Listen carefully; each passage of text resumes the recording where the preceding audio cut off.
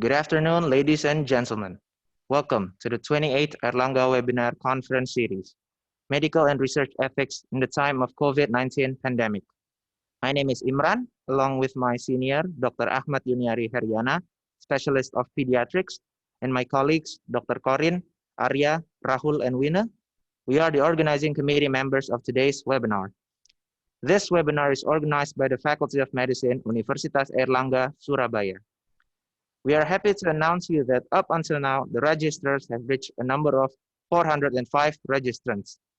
Before we proceed to the main event, we will announce some of the rules regarding the certification and Q&A session of this webinar.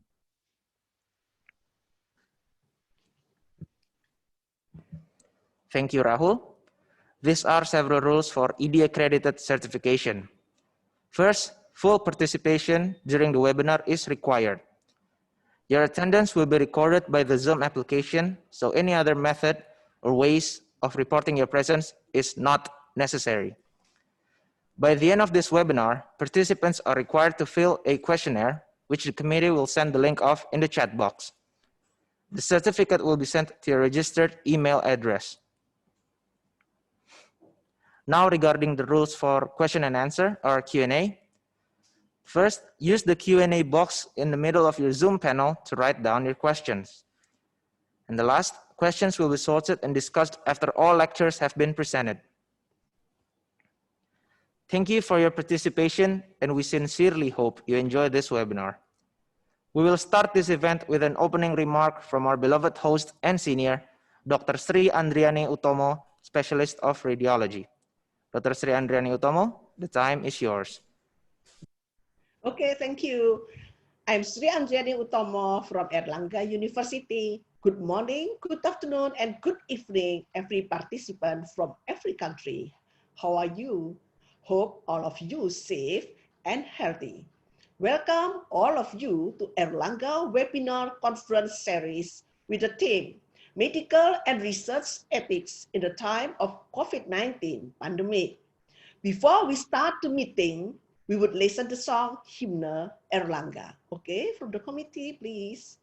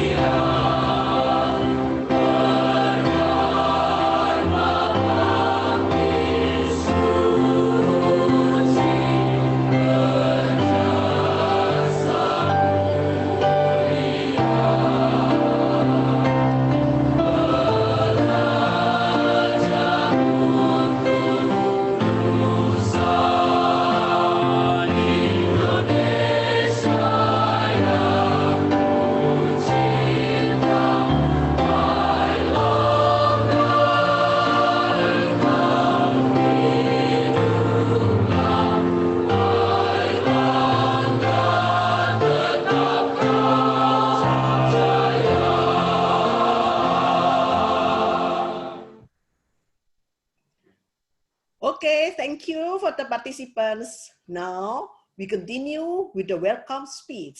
The first welcome speech from the Dean of Medical Faculty, which represents by Professor Nimade Mertaniasi, MD, PhD. Professor Made, please. Thank you, Dr. Andriani. Thank you for Mr. MC. Assalamualaikum warahmatullahi wabarakatuh. Selamat siang, salam sejahtera buat kita semua. Good afternoon for all of participants and all of the speakers. Greeting from Faculty of Medicine, University Airlangga. On behalf of our deans, Professor Sutoyo, to welcome all of you who participate in Airlangga webinar conference series on topic medical and research ethics in the time of COVID-19 pandemic.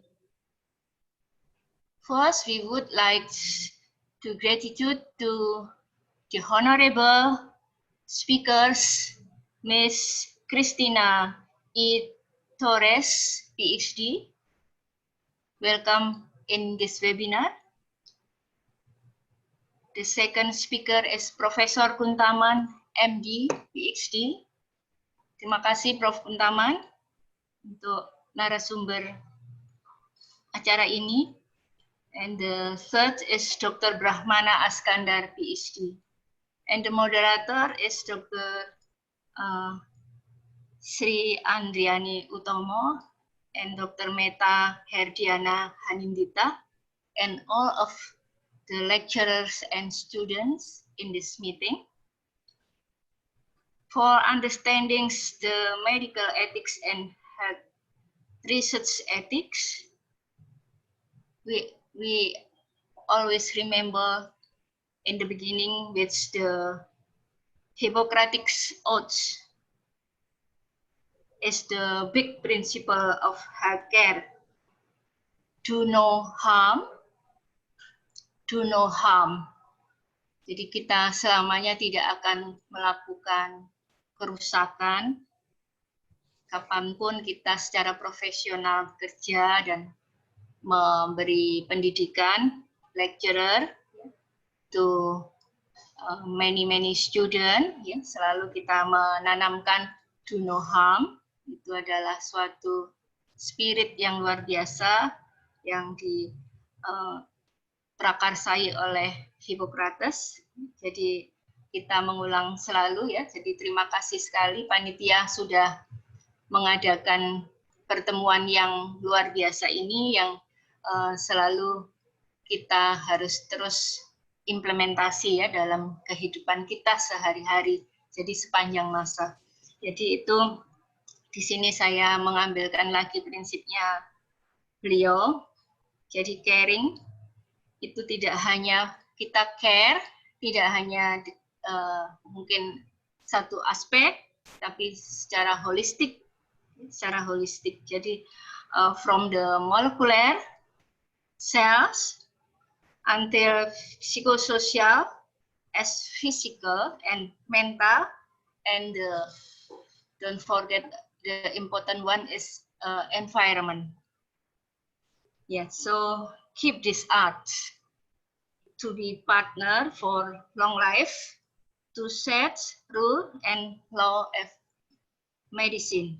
Nanti para speaker kita yang luar biasa hebat dan para panelis ya, saya lupa menyebutkan panelisnya ini juga ada Dr. Afif, Dr. Sofia, Dr. Franciscus. Terima kasih nanti untuk peran serta berbagai pengalamannya yang besar selama merawat pasien maupun melakukan penelitian.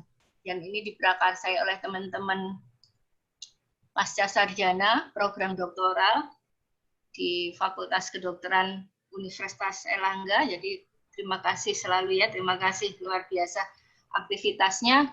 Tadi juga topiknya disampaikan di era pandemik. Jadi teman-teman ternyata justru meloncat aktivitasnya, meningkat yang luar biasa aktivitasnya ya. Jadi Begitu kita selalu di art sini, kemudian turunlah setting-setting, baik setting rules dan law of medicine. Dan kita selalu diingatkan tujuannya utama, baik kita care maupun kita research, itu selalu benefit to well-being. Jadi bahwa keuntungan-keuntungan itu adalah untuk seluruh masyarakat ya, yang kita inginkan adil dan makmur ya, gitu ya, seperti itu. With greater ability, judgment, trust. Jadi kita tumpahkan semua kekuatan kita untuk mengabdi, ya, begitu ya. Respect all men for all time.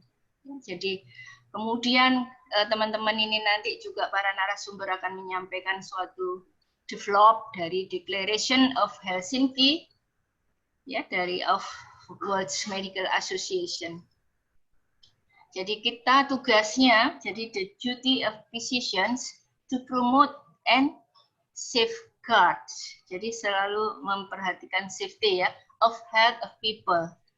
Attached to, nah ini juga peran tugas besarnya dari teman-teman yang apalagi yang sedang mengambil S3, attached to scientific principle, aware to ethical standards, international requirement, respect for all human being, to protect health and rights. Ya, demikian luar biasa spiritnya. Ya, so we hopefully this webinar will success. All professional medicine, health researcher, insights, philosophies of medical ethics, and health research ethics to sustain implemented quality of medical ethics and research. Yeah, last but not least, may Allah bless all of us. Once again, thank you very much. Wassalamualaikum warahmatullahi wabarakatuh. Saya kembalikan Andriani. Yeah, thank you very much, Prof. for your great speech. Okay, now we continue to the main session. Thank you very much for our invited speakers, Professor Christina E. Torres, PhD, Professor Kuntaman, MD, PhD, and Brahmana Askandar, MD, PhD, who will talks. Now, I invite Dr. Meta Herdiana Hanindita to chair the sessions. Dr. Meta, please. Thank you, Dr. Sri. Assalamualaikum warahmatullahi wabarakatuh. Good afternoon, everyone. My name is Meta Hanindita, and I'll be your moderator for today. Before we start our presentation session, I'm very pleased to introduce today's speakers, Professor Christina E. Torres, PhD, from Forum for Ethical Review Committees in Asia and the Western Pacific. She will give a presentation about human subject research ethical issues during COVID-19 pandemics. And after that, we will have Professor Kuntaman, MD, PhD, from Medical Ethics Honorary Council, Indonesia Medical Association, East Java Region, who will present telemedicine's potential ethical pitfalls. And last but not least, our speaker for today is Brahmana Askandar, MD, PhD, as head of Indonesian Medical Association Surabaya branch, who will give a presentation about professional view of doctor's practice and PhD research in the time of pandemics. After all of our speakers give their presentation, then it's time for our panelists to comment or to give question. Our panelists for today are Afif Nurul Hidayati, MD, PhD, from Health Research Ethics Committee of Faculty of Medicine, Universitas Airlangga, and Universitas Airlangga Hospital. Sofia Wardani, MD, from Health Research Ethics Committee of Universitas Pembangunan Nasional Veteran, Jakarta, and Franciscus Arifin, MD, MSc, from Department of Surgery and Health Research Ethics Committee of Suwandi General Hospital, Surabaya. After that, we will start our public discussion. So if you have a question for our speaker, please feel free to send it through the Q&A tab at the bottom of your screen. Okay, without any further ado, I'd like to invite our first speaker for today, Professor Christina E. Torres, PhD. She is a coordinator for Forum Ethical Review Committees in Asia and the Western Pacific, Thammasat University Rangsit Campus, Klong Luang, Pathum Thani, Thailand. She is also working as adjunct social science professor in National Institute of Health University of the Philippines, Manila, and as convener in Single Joint Ethics Board, Department of Health, Manila, Philippines, and in National Institute of Health Health University of Philippines. Please, Professor Christina, the time is yours. Thank you for this invitation. And I hope that I will be able to share my experiences with you. Thank you. Asked to talk about human subject protection or research ethics issues during the COVID-19 pandemic. There are three essential values for responsible research, and I'm quoting from SIOM's Guideline 2016. They should have social value, which is the importance of the information that a study is likely to produce, and it is responsive to local health needs and priorities. Second, scientific value, which is to produce reliable, valid information capable of realizing the stated objectives of the research. Third is ethical acceptability, which means it's carried out in ways that show respect and concern for the rights and welfare of individual participants and their communities. What does social value in research mean? Social value of researches during COVID-19 outbreak is manifested by the following. It is about prioritizing COVID research topics to contain and address the pandemic. It is about doing research on health or clinical care interventions related to COVID-19. For example, it is common to see the use of convalescent plasma therapy, but research must accompany the healthcare delivery to find out whether it is going to work on COVID-19. It is also about conducting research about COVID medicinal products, and there are lots of them at the current period being developed by various countries like China, Russia, the US, Europe, Australia. This is about a drug or a vaccine or herbal products to see whether they will work on COVID-19. And social value is about research on public health or non-clinical COVID interventions, like doing a study on the use of masks, social distancing, and other public health measures. We can improve the social value of research by developing technologies that are appropriate to health-related research.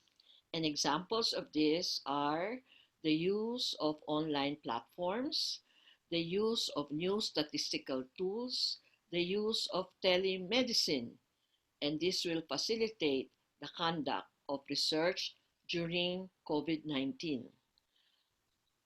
The research should also be able to educate research and healthcare personnel and making arrangements for collaborative partnership, which means the participation of healthcare personnel as part of the research team.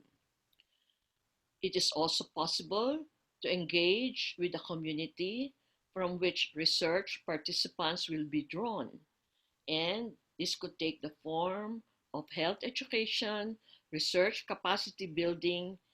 These things are recommended by SIOM's 2016. FERCAP has issued a statement about improving the social value of research. And the document says that during the COVID-19 outbreak, FERCAP supports current international and national initiatives to find timely solutions to prevent and seek treatments for COVID-19 in order to prevent untimely deaths and serious illness among various local populations and to help strengthen the delicate and unprepared health systems to deal with public health emergency. I think that the Philippines and Indonesia have become COVID hotspots, and our health system was unprepared to be able to deal with this public emergency, so that both of us are trying to seek solutions on how to contain the COVID pandemic within our own borders. The second point in responsible research is to be able to ensure scientific soundness. In ethics, we say unscientific research is unethical, and therefore, ethics committees also have to look at the scientific merits of a protocol in order to determine if it is ethically acceptable. Scientific soundness is about a sound protocol that has smart objectives. And smart, as you all know, would mean the objectives are specific, they are measurable, they are achievable, they are realistic, and they are time bound, so that at the end of the research process, we are able to come up with good results. It is also about using appropriate methods in order to achieve the objectives. The researcher has to make a decision whether to use clinical or non-clinical methods, to use observational or interventional methods in research. In interventional research, you do interventions, whereas in observation, you do not do any intervention and you just observe how a specific phenomenon is going to develop. In social science research, it is between using qualitative versus quantitative methods. As we all know, quantitative methods makes use of statistical tools to measure certain phenomena, and it results in generalizable conclusions, whereas qualitative method is about insights that you are able to develop in observing a specific research phenomenon. It also means that the protocol should have valid and reliable data gathering tools. Whether it is qualitative or quantitative, the tools would have to be valid. For example, in qualitative research, you make use of open-ended questions, whereas in quantitative methods, you make use of close-ended questions so that you are able to measure the phenomena. It also requires a well-defined data analysis plan in order to measure the results of data gathered with the use of your questionnaire. And at the end, the protocol should define what are the useful outcomes so that you will see that the protocol would have a logical connection with the various parts of the protocol in order to clearly define how to arrive at your conclusion. So this is good evidence of scientific soundness. The third value is about promoting ethics. Promoting ethical research is also about prioritizing respect for human dignity of participants, and that is most evident in the informed consent process, so that there has to be ethical recruitment procedures where there is no undue pressure on the participants to join the study of a researcher. And it also means good informed consent form characterized by full disclosure of information, including possible risk, the use of understandable language to ensure subject comprehension, fair compensation for participation, like reimbursement of transportation, of food expenses, and the loss of a day's wage, and it should also be characterized by voluntary participation. Promoting ethical research could also mean that We ensure that the research protocols do not aggravate existing situations of injustice. Where poor people are being recruited into research, there has to be provision of adequate care and facilities, equitable selection of participants, meaning whether you are rich or poor, if the research is relevant to you, then you should be invited to join. There has to be fair return for participation in terms of the knowledge that you gain about your disease. It is about minimizing risk of the interventions and maximizing benefits to the participants. And it may also involve benefit sharing schemes in terms of providing post-trial access to products and information that would emanate from the research. Ethical research is also about providing mechanism to get inputs and feedback from vulnerable populations involved in various studies. And the process starts with identifying the vulnerable participants. Are you recruiting children, the elderly, the cognitively impaired? Then they are vulnerable, and you have to provide protection for these vulnerable groups. And one way of providing protection is providing for different types of consent, where a legally authorized representative may do the consent form for someone who is cognitively impaired. And it could also mean requiring assent of children, the elderly, together with the consent of a legally authorized representative. FERCAP has suggested ways in order to improve the procedures of research ethics committees during COVID-19. And part of this initiative would be to capacitate and strengthen research ethics committees to deal with ethical issues related to novel research methods and challenging research environments. And how is this done? No? There's also need to emphasize efficient systems to improve the turnaround time to enable timely research implementation. Sometimes it takes very long to get approval from an ethics committee, but this is not acceptable under a COVID-19 environment. So it is done through facilitating timely review of urgent COVID-19 protocols during this time of global emergency. In a meeting with WHO Southern in the Pacific region, they recommended that it should only take 48 hours for turnaround time of review of COVID-19 protocols. Research ethics committees are also urged to adopt relevant public health emergency guidelines and streamlined standard operating procedures during COVID-19. And it also means sharing relevant research ethics and regulatory guidelines among country and the FERCAP member research ethics committees. We have done that in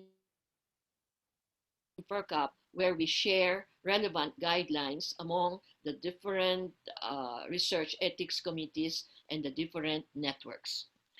It means maximizing the virtual platform, just like what we are doing now, to convene full board meetings to review and approve COVID-19 and similar emergency type protocols.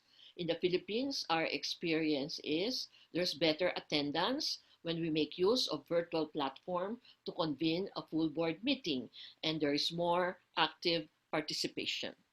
This will streamline the review process of multi-center protocols to be conducted in multiple sites within one state or region through a single or joint review mechanism. For example, if you have a protocol coming from biopharmacia, it has one design, but it is being submitted to different ethics committees at different hospital sites. And sometimes they can recommend different decisions and different measures that may even be contradictory to each other.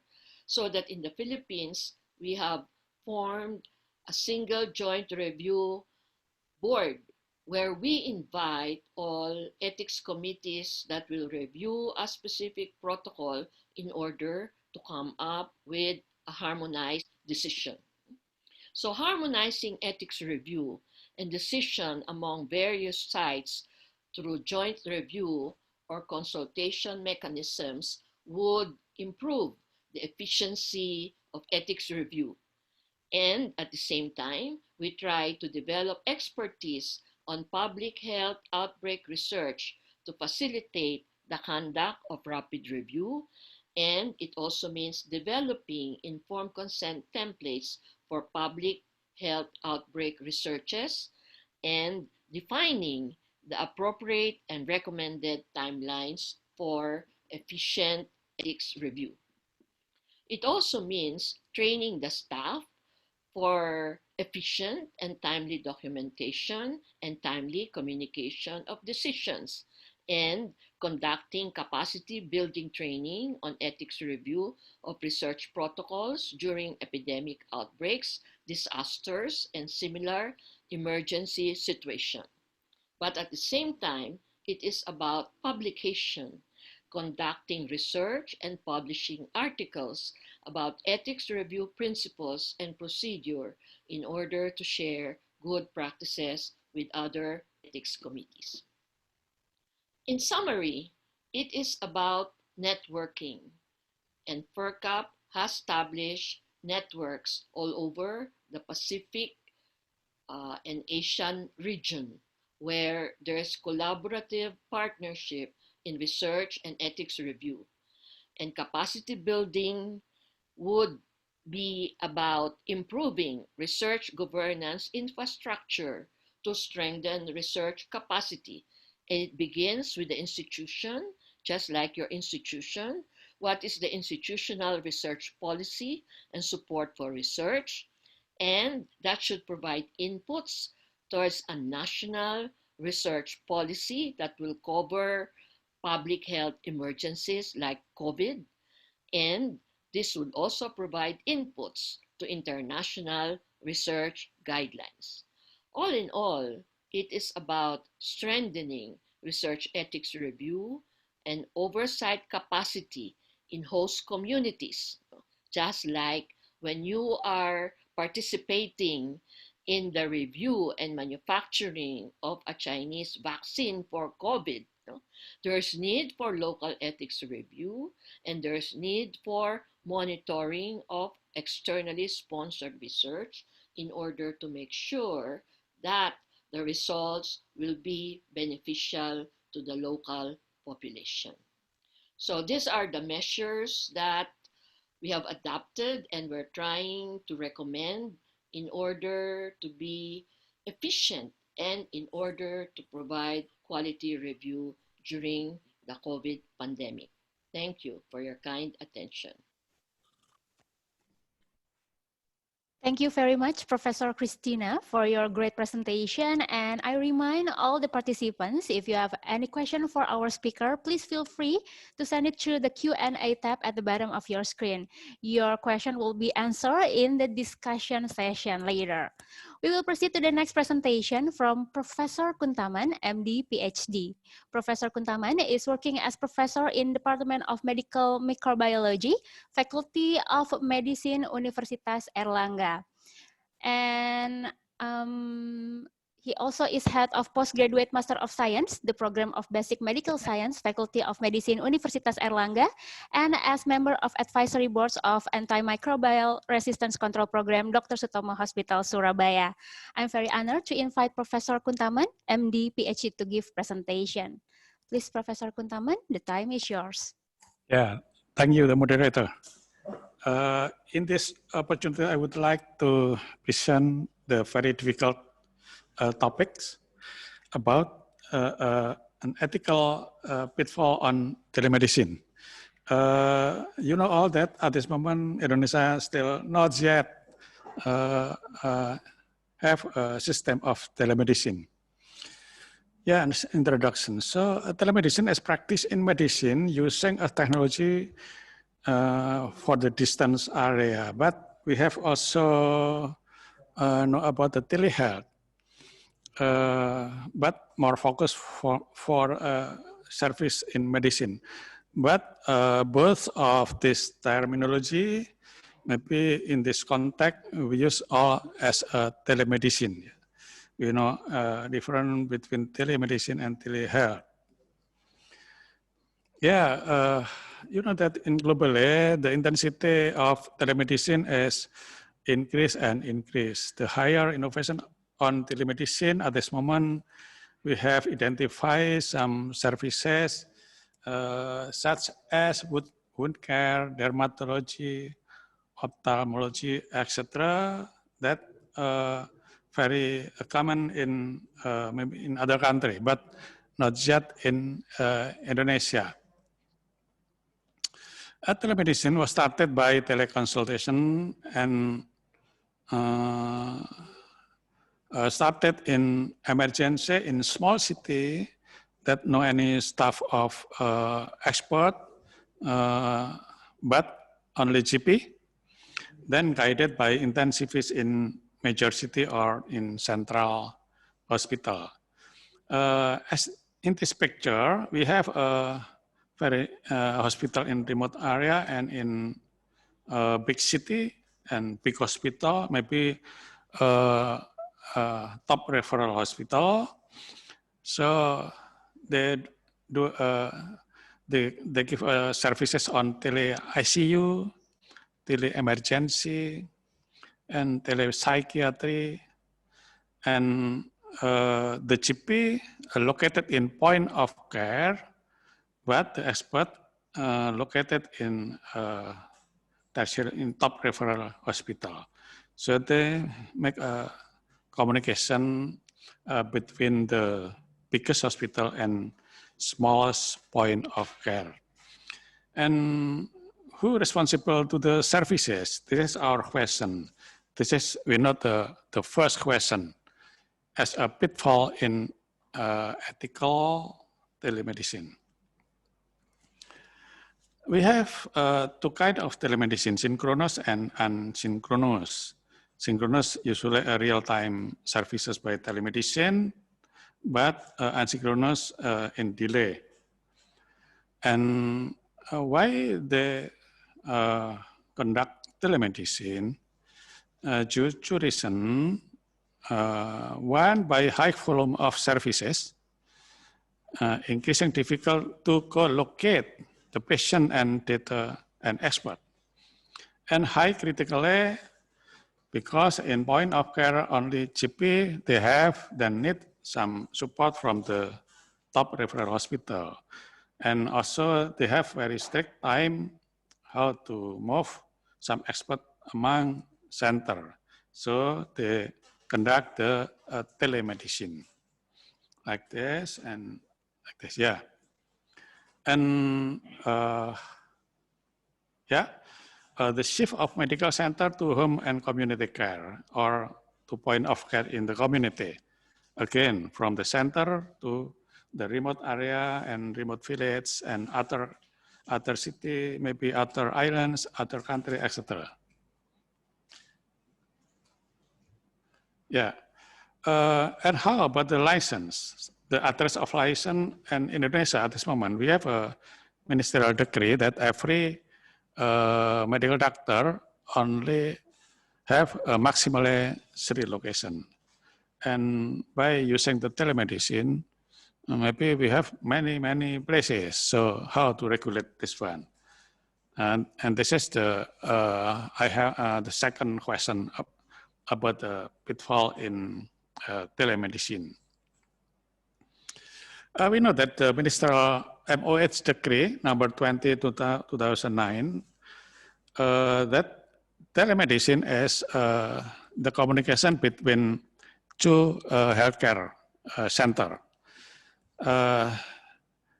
Telemedicine give services in the distance using IT in diagnosis, therapy, and prevention, and until individual and community.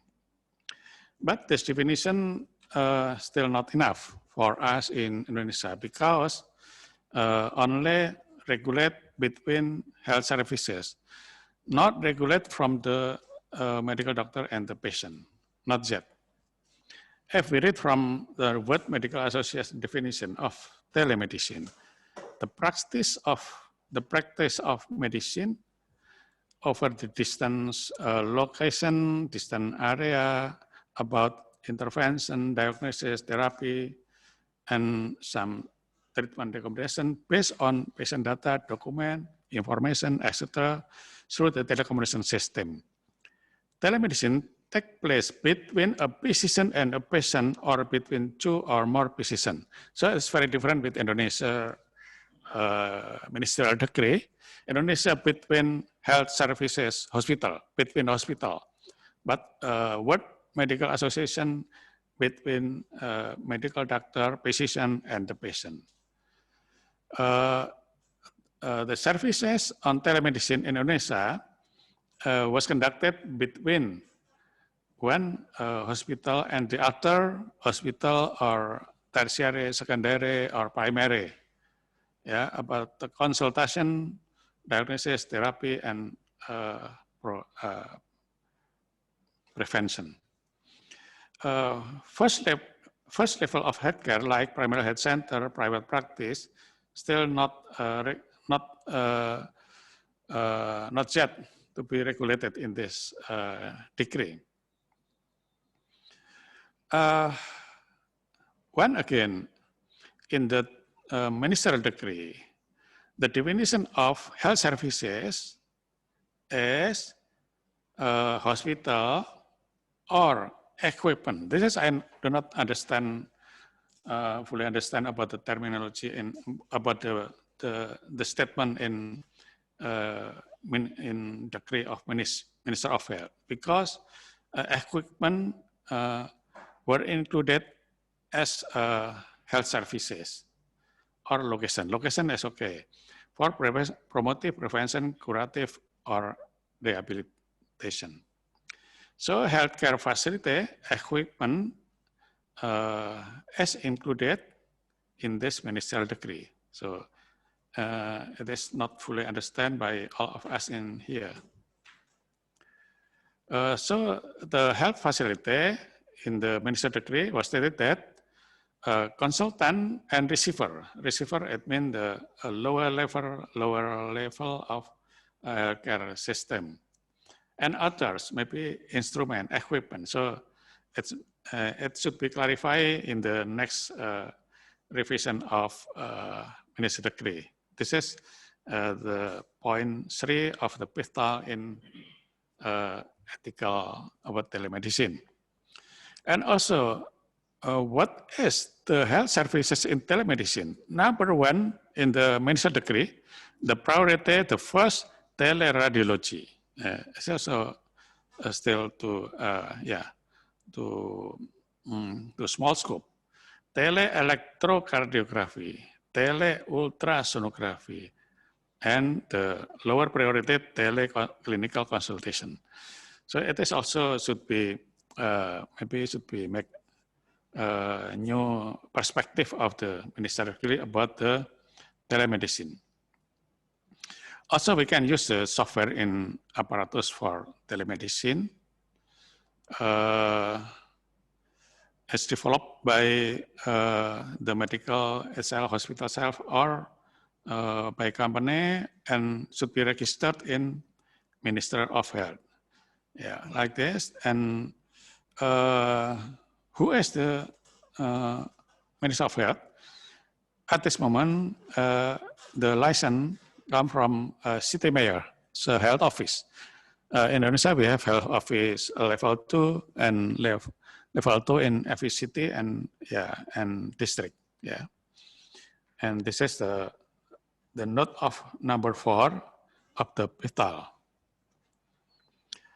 About the registration, in the ministerial decree, the telemedicine should be registered in Director General of Health Services, Minister of Health. So it's different with license as common practice in Indonesia. by a city mayor or health office in district or in city mayor. So the legal question mark about definition of telemedicine for Indonesia, for Indonesia, not for other country. The definition as health services until primary health center. About the registration, in telemedicine, Minister of Health decree stated that registration in Director General and as common practice in district or in city, in city. How about the license of telemedicine? It will be included in license, every medical doctor have self-license or different. It should be clarified also. About the private practice, because between private practice or between private practice and the patient. So all 1 to 5 statements should be inserted in Ministerial Decree number 20, 2019. So because not yet included the doctor and the patient.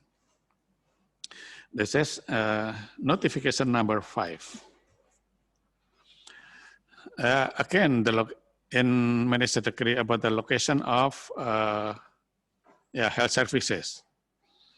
Many health services, primary health center, clinic, hospital, apotheke, pharmacy, blood transfusion,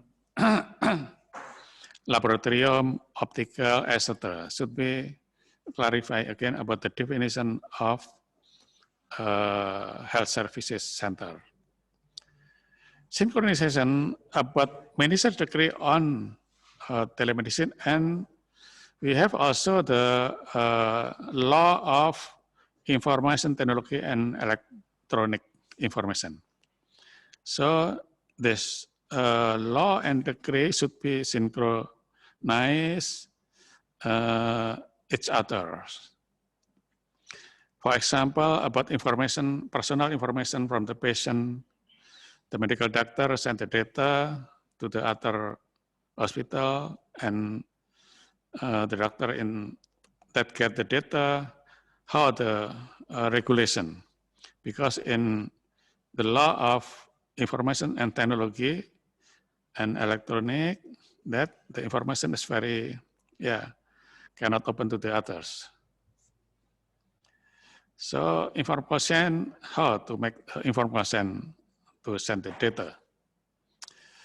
Ethical implication important that electronic information in telehealth capacity or not is protected against improper disclosure when it is stored, transmitted, received, and disposed. So the statement should be included in Ministerial Decree number 20, 2009. Additionally, to make sure that the patient gives fully informed consent to this protected health information. So all this issue should be included in Ministerial Decree number 20. So I put in notification number 6. So telemedicine hopefully can reach to the remote, very, very remote area. This is the idea. Yeah, the idea. We want that telemedicine can reach the doctor to the remote area. Yeah. You know that Indonesia is very wide area from the higher metropolitan until very, very underdeveloping village city in remote forest, in usually, especially in outside of Java. So the Ministerial Decree should be comprehensive to adapt this situation. So in the future, the technology remote procedure, at this moment, we have a software that can be driven through the mobile phone. such as how to setting the air conditioner, computer, etc., the examination of blood tension, hemoglobin, oxygen saturation, etc., through the mobile phone. And it would be, in the future, can be applied in telemedicine. Other country, telemedicine refer to the practice or patient in remote area or remote location. So I think it should be accommodated in this ministerial decree number 20. Yeah, maybe in the future we can prescribe from Manila, from Surabaya, from Jakarta to the patient in North Sumatra, in maybe in Africa, in etc., and worldwide in the future would be.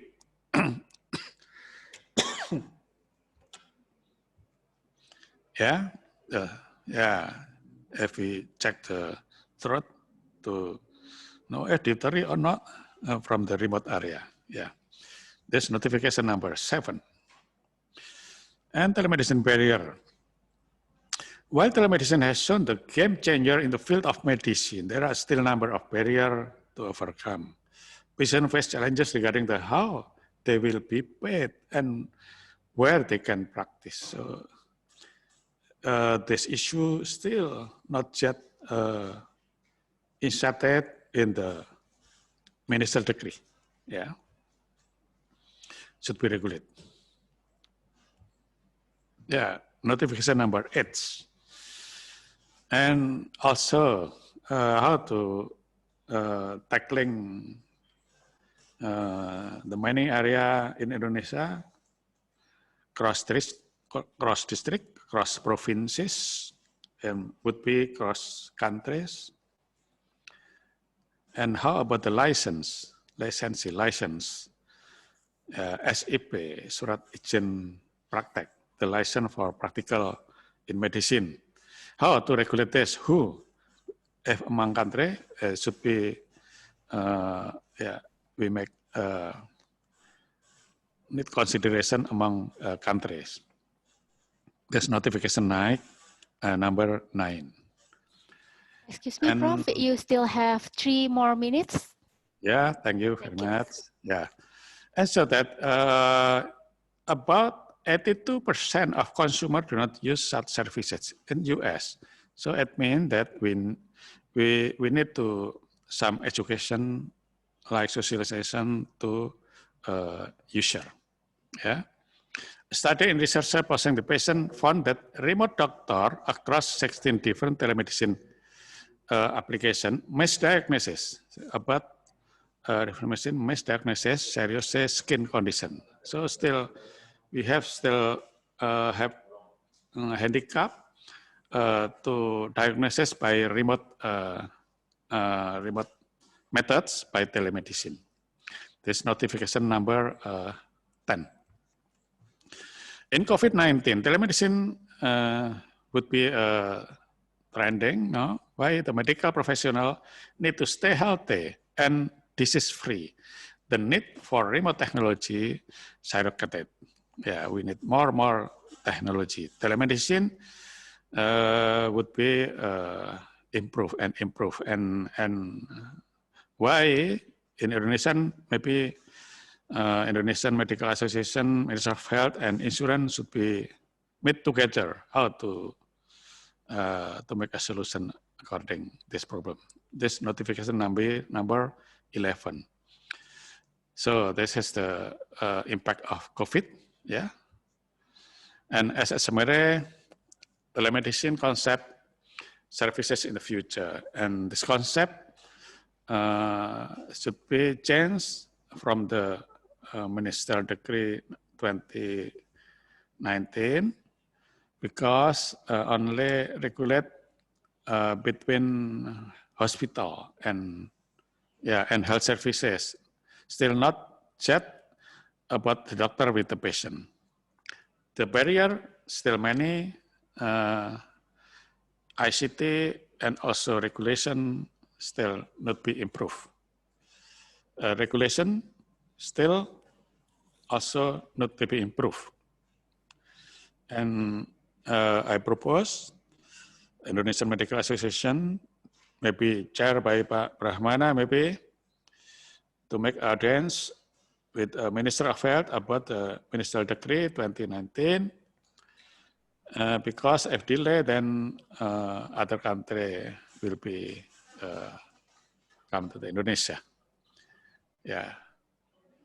So from 1 until 11, notification should be based and as a consideration. We know that SARS-CoV-2 is new for everything. All confused to be anything.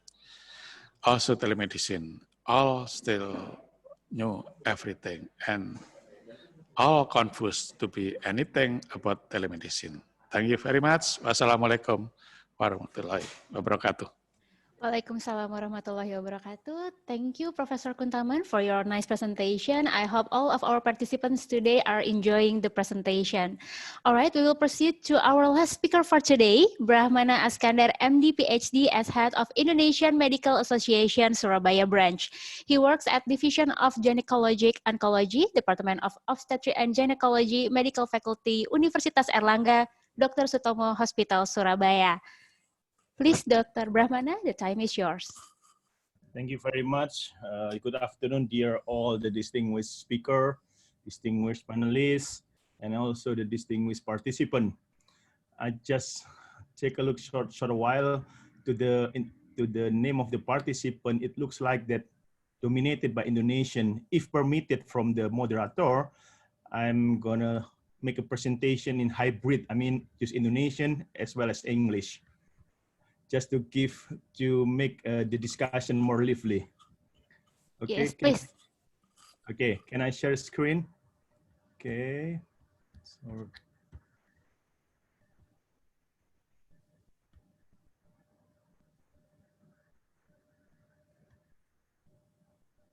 okay. Bismillahirrahmanirrahim. The topic now is the professional view of doctors' practice and research in pandemic era. I got this title and then I asked the committee what is the aim of this topic, and then I got some ideas what should be presented here. So let's start with this question. It looks like it's simple question, but I think everybody have to take for a while, to take some time to answer it. Would you be a good doctor or would you be a successful doctor? So it's different view. Jadi dokter yang baik atau dokter yang sukses. Ini saja untuk menjawab kita harus berpikir dengan pertanyaan yang simple ini. Why? Because it's affected our life. It's affected our behavior. Would you be a good doctor or would you be a successful doctor? Because it's different thing. We can discuss in the later time.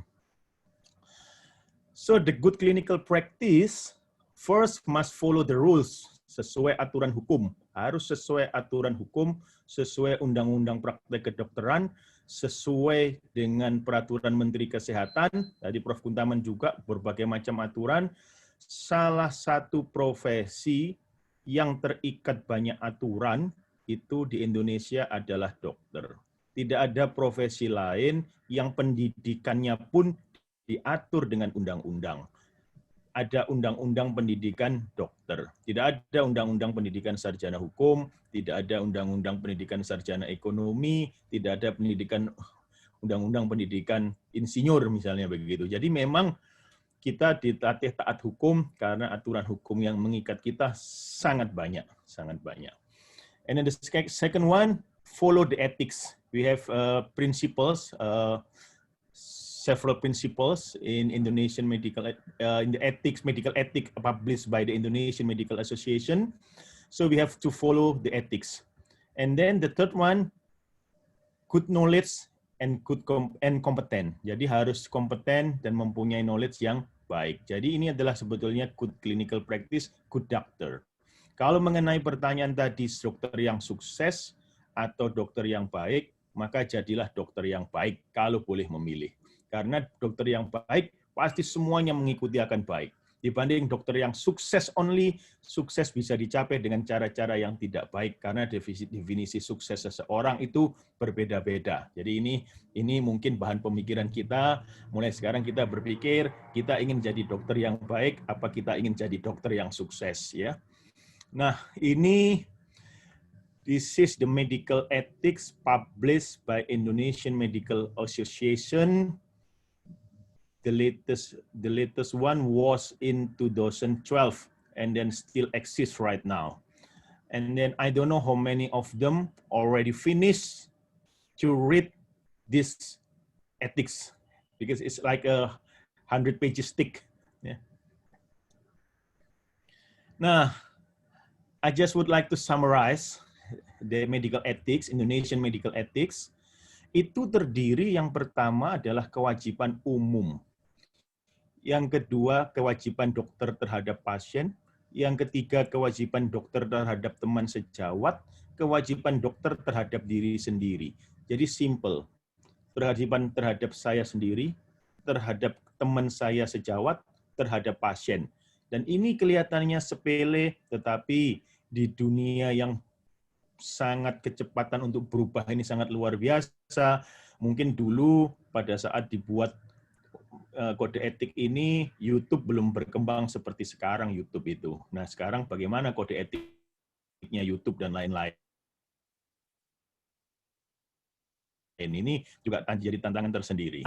Published by Indonesian Medical Association in last March when the when at the beginning of the COVID era in Indonesia, because the first case of COVID patient was announced by our president in the 2nd of March.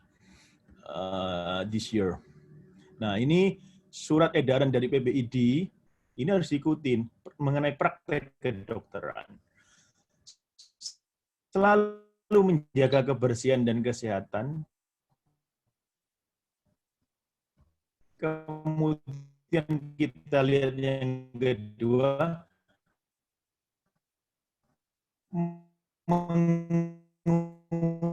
mengurangi jam praktek tatap muka langsung.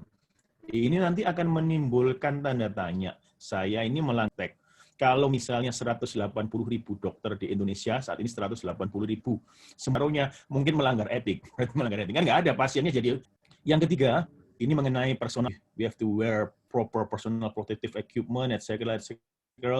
And then the fourth, doctors who work in the COVID room must be in a healthy condition, well-trained in managing COVID, and then follow the standard operating procedure. Jadi ini adalah intisari dari surat edaran PBID. Sorry, it was not in March, but in 2nd of April, 1 month after the first case of COVID patient in Indonesia. Ini kita lihat ya, kita lihat yang kode etik tahun 2012, pasal 2. Kita baca sama-sama saja sini. Seorang dokter wajib melakukan pengambilan keputusan profesional secara independen dan mempertahankan perilaku profesional dalam ukuran tertinggi. Jadi kita itu tidak boleh dipengaruhi oleh siapapun. Kita tidak mengobati pasien karena dia pangkatnya tinggi, kita melakukan pengobatan A karena dia itu mungkin BPJS kelas 3, pengobatannya B, tidak, sama sekali tidak boleh. Jadi pengobatan yang kita berikan adalah yang secara profesional, the best untuk pasien, the best untuk pasien. Jadi ini tantangan tersendiri di era BPJS, tantangan tersendiri di era BPJS ini. Ya. Terus yang ke pasal 5, tiap perbuatan atau nasihat dokter yang mungkin melemahkan daya tahan psikis harus memperoleh persetujuan pasien dan hanya diberikan atas kebaikan pasien. Misal, ini contoh, usianya masih 30 tahun, kemudian ada tumor ovarium, kemudian saya mengangkat semua uterus, rahimnya, semua indung telur kanan kiri, semua, pasiennya tidak bisa punya anak lagi. Ini harus memperoleh persetujuan dari pasien. Dan hanya dikerjakan atas kepentingan pasien, tidak ada kepentingan dokter di sini sama sekali. Ya. Nah, this topic regarding reducing the face-to-face practice with the patient. Nah, yang pertama, kita lihat bukan untuk kasus gawat darurat yang memerlukan penanganan segera. Kemudian tadi Prof. Kuntaman sudah mengatakan dialihkan secara daring sebisa mungkin. Sebisa mungkin dialihkan secara daring. Contoh sebisa mungkin apa? Mungkin yang bisa misalnya saya berikan contoh, pasien itu mungkin ya, saya mohon dikoreksi kalau salah, misalnya pasien itu kencing manis, kontrol ke saya, kemudian saya kasih pengantar untuk cek gula darah, dan mungkin untuk menunjukkan hasilnya saja ya tidak perlu pasiennya itu harus datang lagi. Tidak boleh dilandasi, pasiennya harus datang lagi, harus ketemu saya lagi, tidak boleh. Karena cukup untuk menunjukkan hasil, cukup dengan media komunikasi yang lain masih banyak. Begitu. Ini mungkin contohnya demikian. Nah, dalam konteks dokter perlu memberikan nasihat untuk menunda kunjungan ke rumah sakit, ini sangat diperlukan ini. Jadi sebaiknya pasien itu menunda ke rumah sakit demi kepentingan pasien sendiri, meskipun juga demi kepentingan kesehatan tenaga kesehatan. Ya.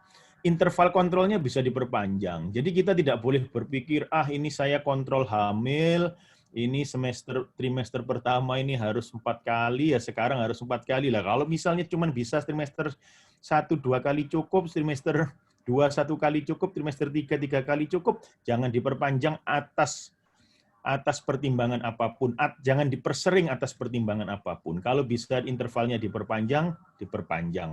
Ya. Make the interval longer. Ya. Nah, ini kita lihat lagi pasal 12 ya. Dalam melakukan pekerjaannya, seorang dokter wajib memperhatikan keseluruhan aspek pelayanan kesehatan, promotif, preventif, baik fisik maupun psikokultural pasiennya. Jadi artinya kita itu boleh nggak misalnya edukasi di media sosial? Boleh.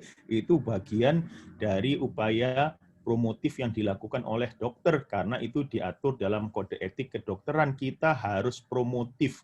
Promotif bukan untuk diri sendiri, tetapi promotif untuk kesehatan, dalam hal kesehatan. Nanti kita bahas yang mengenai promotif untuk diri sendiri ya, artinya ya. Nah, ini kita lihat setiap dokter wajib melakukan pertolongan darurat, wajib memang.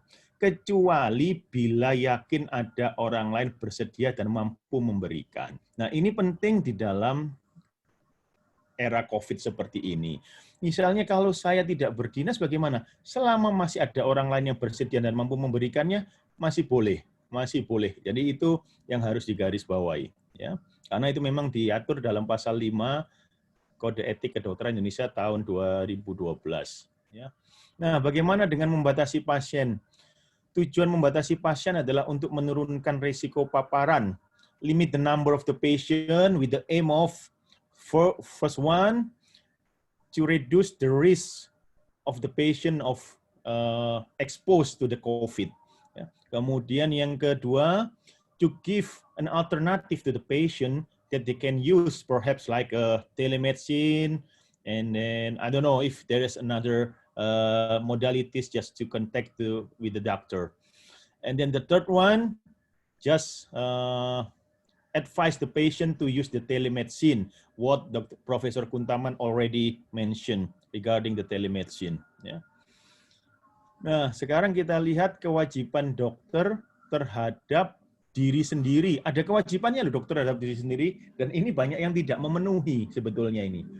Yang pasal 20, setiap dokter wajib selalu memelihara kesehatannya supaya dapat bekerja dengan baik. Wajib ini.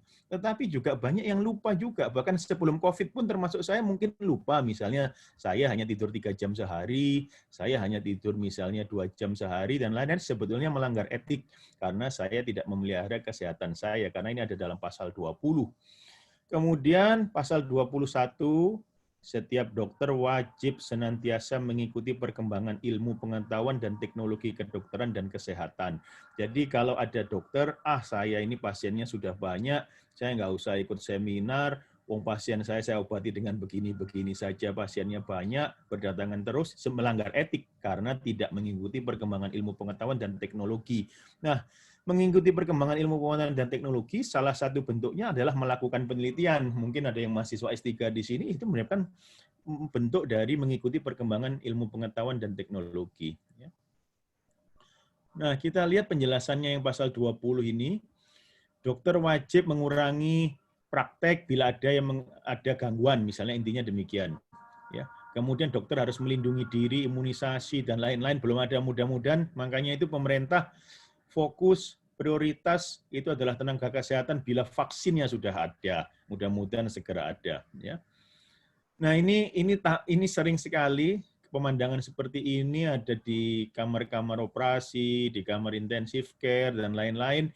Sebetulnya ya ini sebetulnya melanggar etik begitu ya. Kalau sampai hanya tidur 2 jam kemudian di lantai seperti begini, ini melanggar etik karena tidak menjaga kesehatan ya.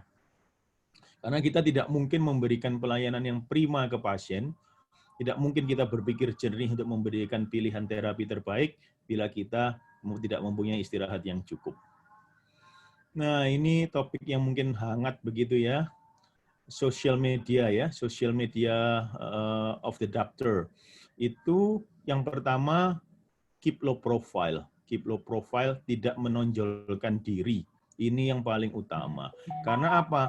Tidak boleh sama sekali, misalnya, dan itu melanggar etik, di sosial media kemudian memposting hanya saya yang bisa melakukan operasi ini, alhamdulillah hasilnya baik. Kemudian yang kedua misalnya alhamdulillah saya telah lahir melalui bayi tabung yang saya tolong dengan metode terbaru, itu juga tidak boleh. Intinya tidak boleh menonjolkan diri sama sekali. Kemudian tidak dilandasi keinginan promosi baik secara halus ataupun secara nyata. Kenapa digarisbawahi secara halus? Kadang-kadang itu kita itu tahu sebetulnya, hati kecil kita itu tahu sebetulnya bahwa saya ini sebetulnya memposting untuk promosi atau tidak. Dan itu kita bisa membedakan.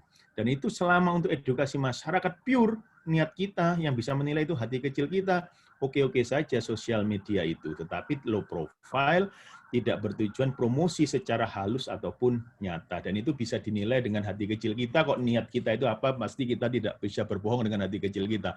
Oh, saya niat promo halus ini, ya ada juga yang promo halus begitu ya. Nah ini tidak boleh sebetulnya.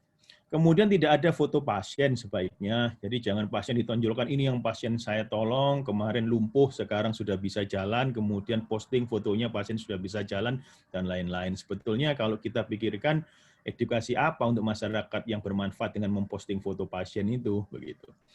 Nah, kemudian semuanya diatur dalam kodeki, dan hanya bertujuan untuk edukasi masyarakat. Jadi niatnya murni, niatnya tulus mengedukasi masyarakat. Sangat boleh, sangat diharapkan. Karena salah satu kode etik adalah promotif. Dokter harus promotif agar pasien itu bisa mencegah jangan sampai sakit dan lain-lain. Cuman kadang-kadang tipis batasnya antara promosi dan edukasi, dan ini yang harus diingat betul bahwa jangan sampai ada niat promosi sama sekali. Ya. Nah, ini pasal 4 Kodeki ini berat memang. Seorang dokter wajib menghindarkan diri dari perbuatan yang bersifat memuji diri. Hanya saya loh yang bisa melakukan operasi ini, saya yang pertama melakukan operasi ini, saya yang paling banyak mengerjakan operasi ini, misalnya itu tidak boleh sama sekali. Seorang dokter wajib menghindarkan diri dari perbuatan yang bersifat memuji diri. Menurut sebetulnya dokter itu simple, jadilah dokter yang baik, selalu strict memberikan yang terbaik untuk pasien, tulus, lama-lama sebetulnya tidak usah promo, tidak usah apa, nanti kan akan lama-lama orang akan menilai sendiri, baik pasien, baik kolega, dan lain-lain. Jadi sebetulnya yang berbau-bau promosi pribadi mungkin lebih baik dihindari, karena itu sebetulnya tidak sesuai dengan etik. Jadi kita bekerja sebaik-baiknya dengan outcome, dengan hasil yang sebaik-baiknya, begitu.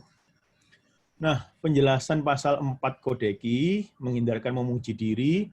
Setiap dokter wajib mempertahankan profesionalisme dalam menginformasikan kualitas kompetensi, menghindari segala niat aja tidak boleh, untuk menunjukkan kehebatan diri melalui media publik, media massa, media elektronik, dan media komunikasi berteknologi canggih. Bahkan sebetulnya itu lebih ideal lagi ya, misalnya, tapi mungkin kadang-kadang lebih sulit. Misalnya kita mempunyai media sosial, kita mau mengedukasi masyarakat, kita tidak usah tampil, misalnya membuat animasi lah. Animasi ini jelas pasti tidak mungkin berniat promosi hanya animasi isinya. Cuman memang tidak mudah, memang tidak mudah.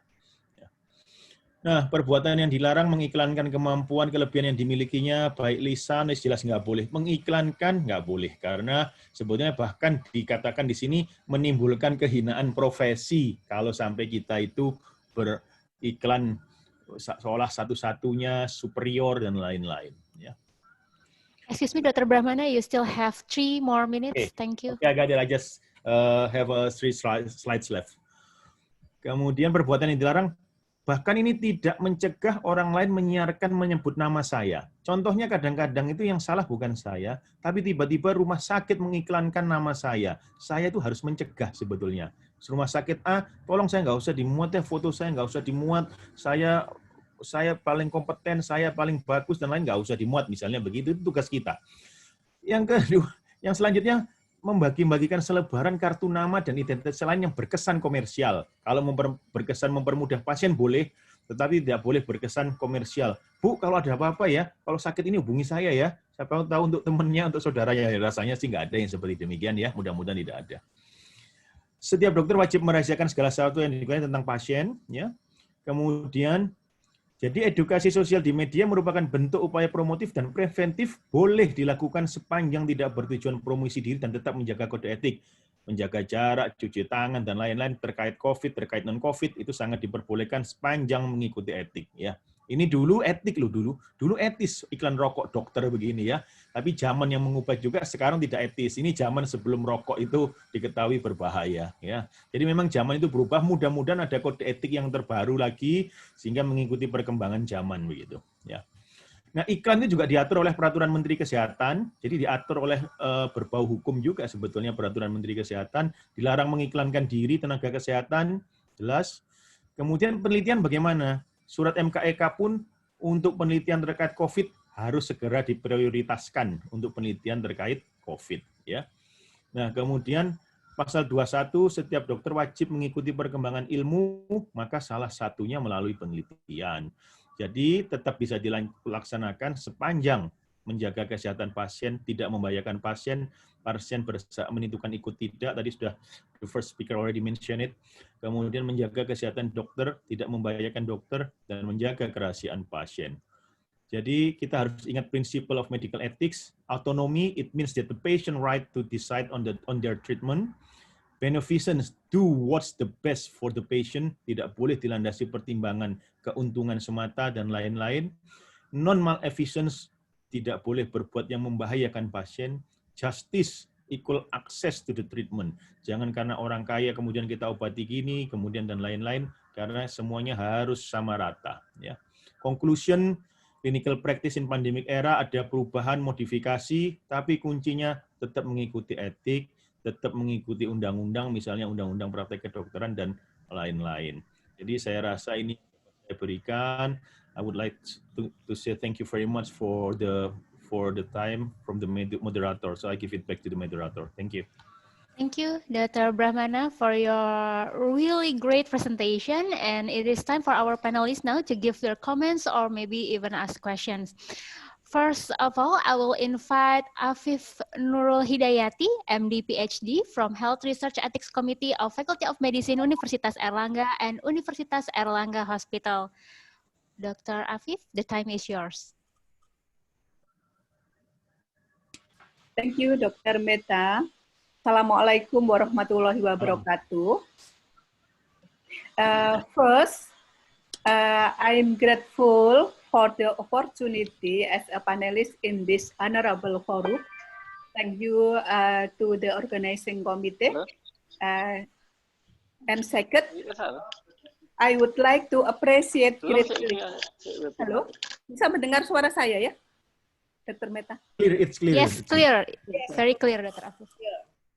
And the second, I would like to appreciate greatly for a very interesting presentation from Miss Christina Torres, PhD, Prof. Kuntaman, Medical Doctor, PhD, and Dr. Brahmana Askandar, Medical Doctor.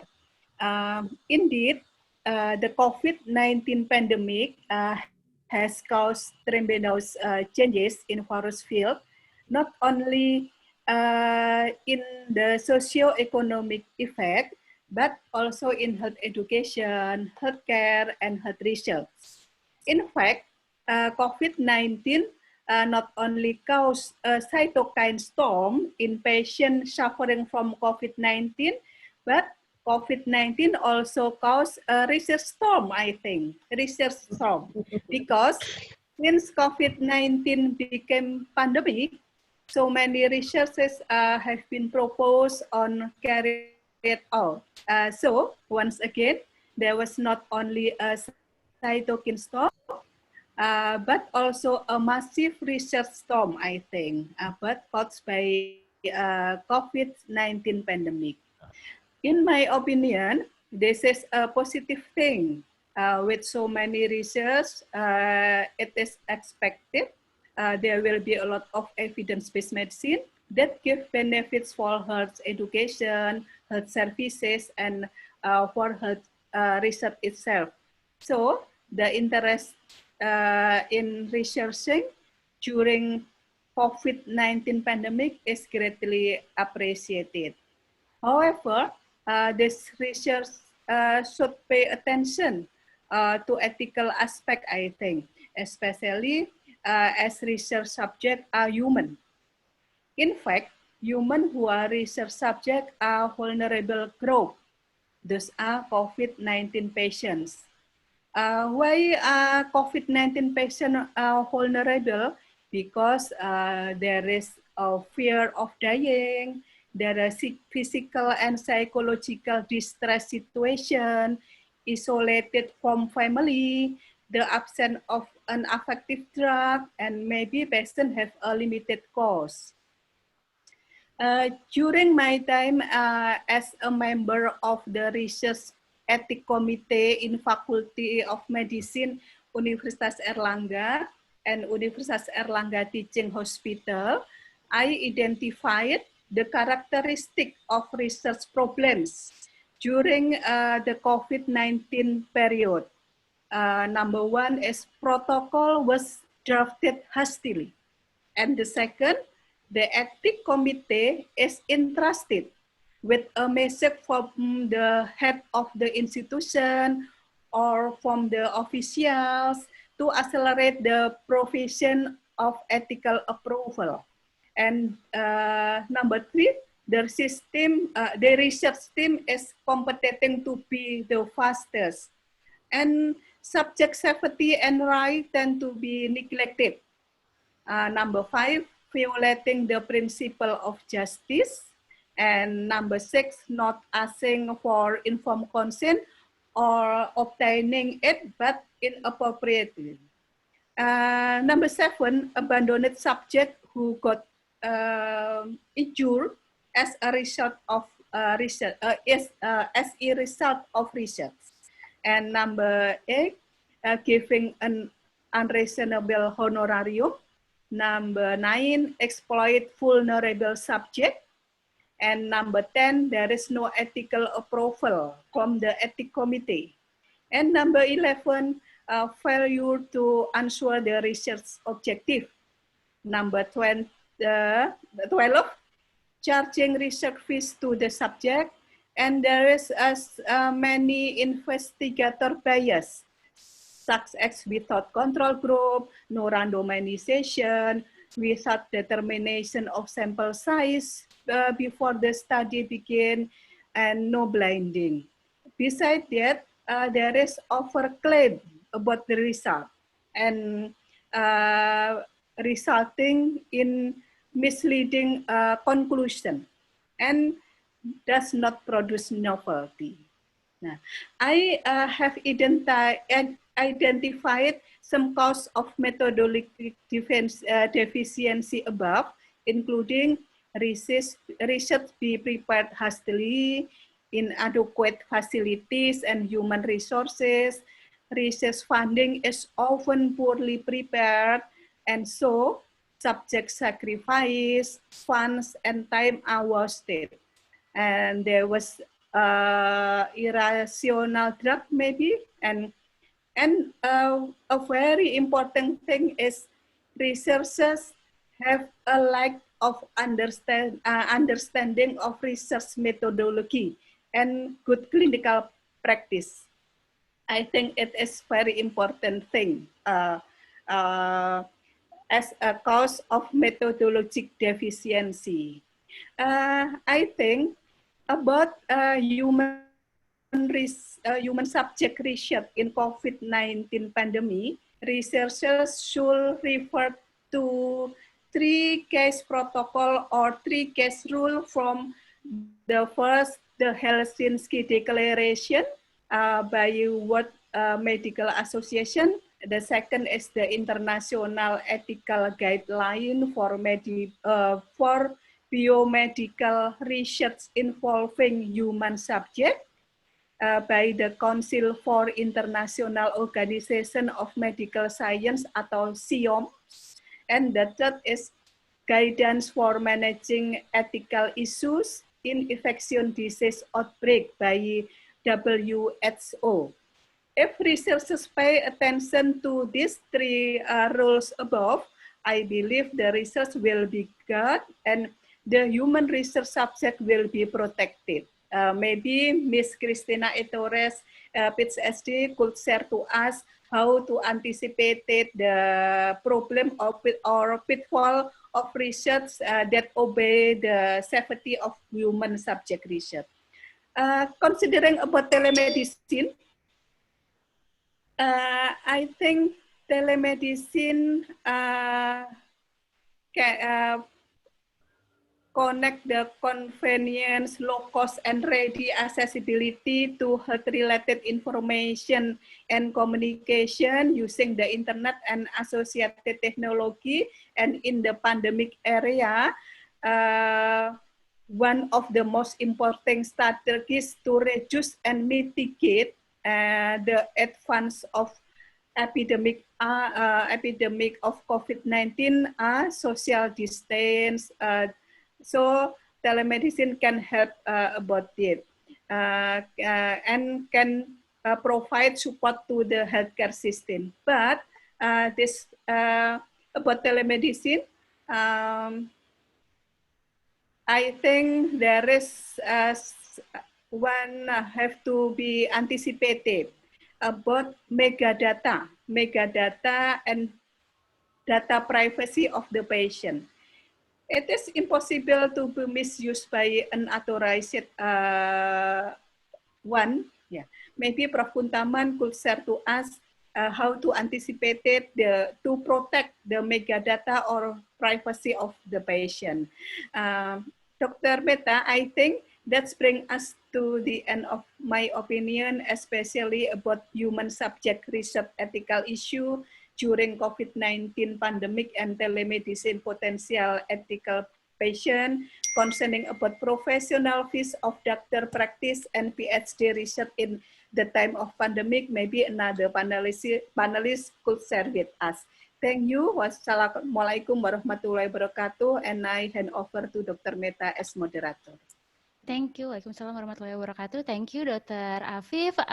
Probably I would like to directly ask for the response from of our speakers. First of all, I invite again Professor Christina Torres to give response or comment or probably some insight on Dr. Afif Nurul Hidayati's opinion. Please. Thank you very much for those comments. And I think your starting point is about the vulnerability of COVID patients. No? And therefore, considering that they belong to a very vulnerable population, then research ethics is about protection that is provided to the subjects of researches. And I think you have enumerated very well what would constitute their ability. And therefore, what's the solution that we would have in mind? The thing that I have in mind is really about training. That we need training, we need education of our students, we need education of our researchers, we need education of the ethics committees. No? And it's very important that we are on the same page, that the understanding of one stakeholder is the same as the understanding of the other stakeholders. You see, research ethics is quite new in the sense that it only came about after the Second World War, and it does not have a very long tradition yet.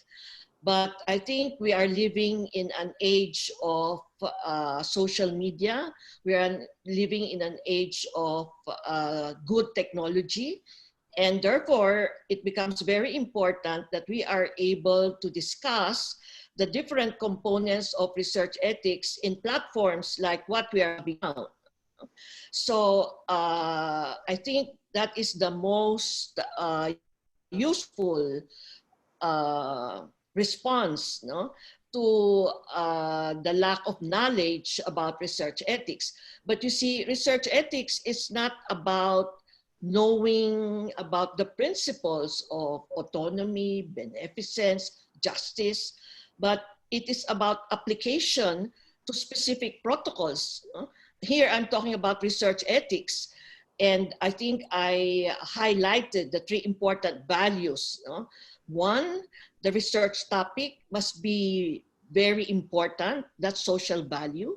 Second, we need scientific soundness. And I think it is in the university that we are able to learn scientific soundness based on the experience of the faculty of a specific university. So scientists have a very important role in research ethics in teaching the students scientific soundness. And in my presentation, I was emphasizing the importance of coherence, that the different parts of the protocol are coherent to each other so that we are able to come up with good outcomes. And then, of course, the ethics committees should be able to analyze the different ethical issues related to that protocol. The guidance are there, the principles are there, but in our experience in FERCAP, it's very important that we do case studies because people do not understand the implication of autonomy, of beneficence and justice when they are faced with a specific protocol. And I think that is a very important knowledge that members of ethics committees would have to learn. So I agree with you.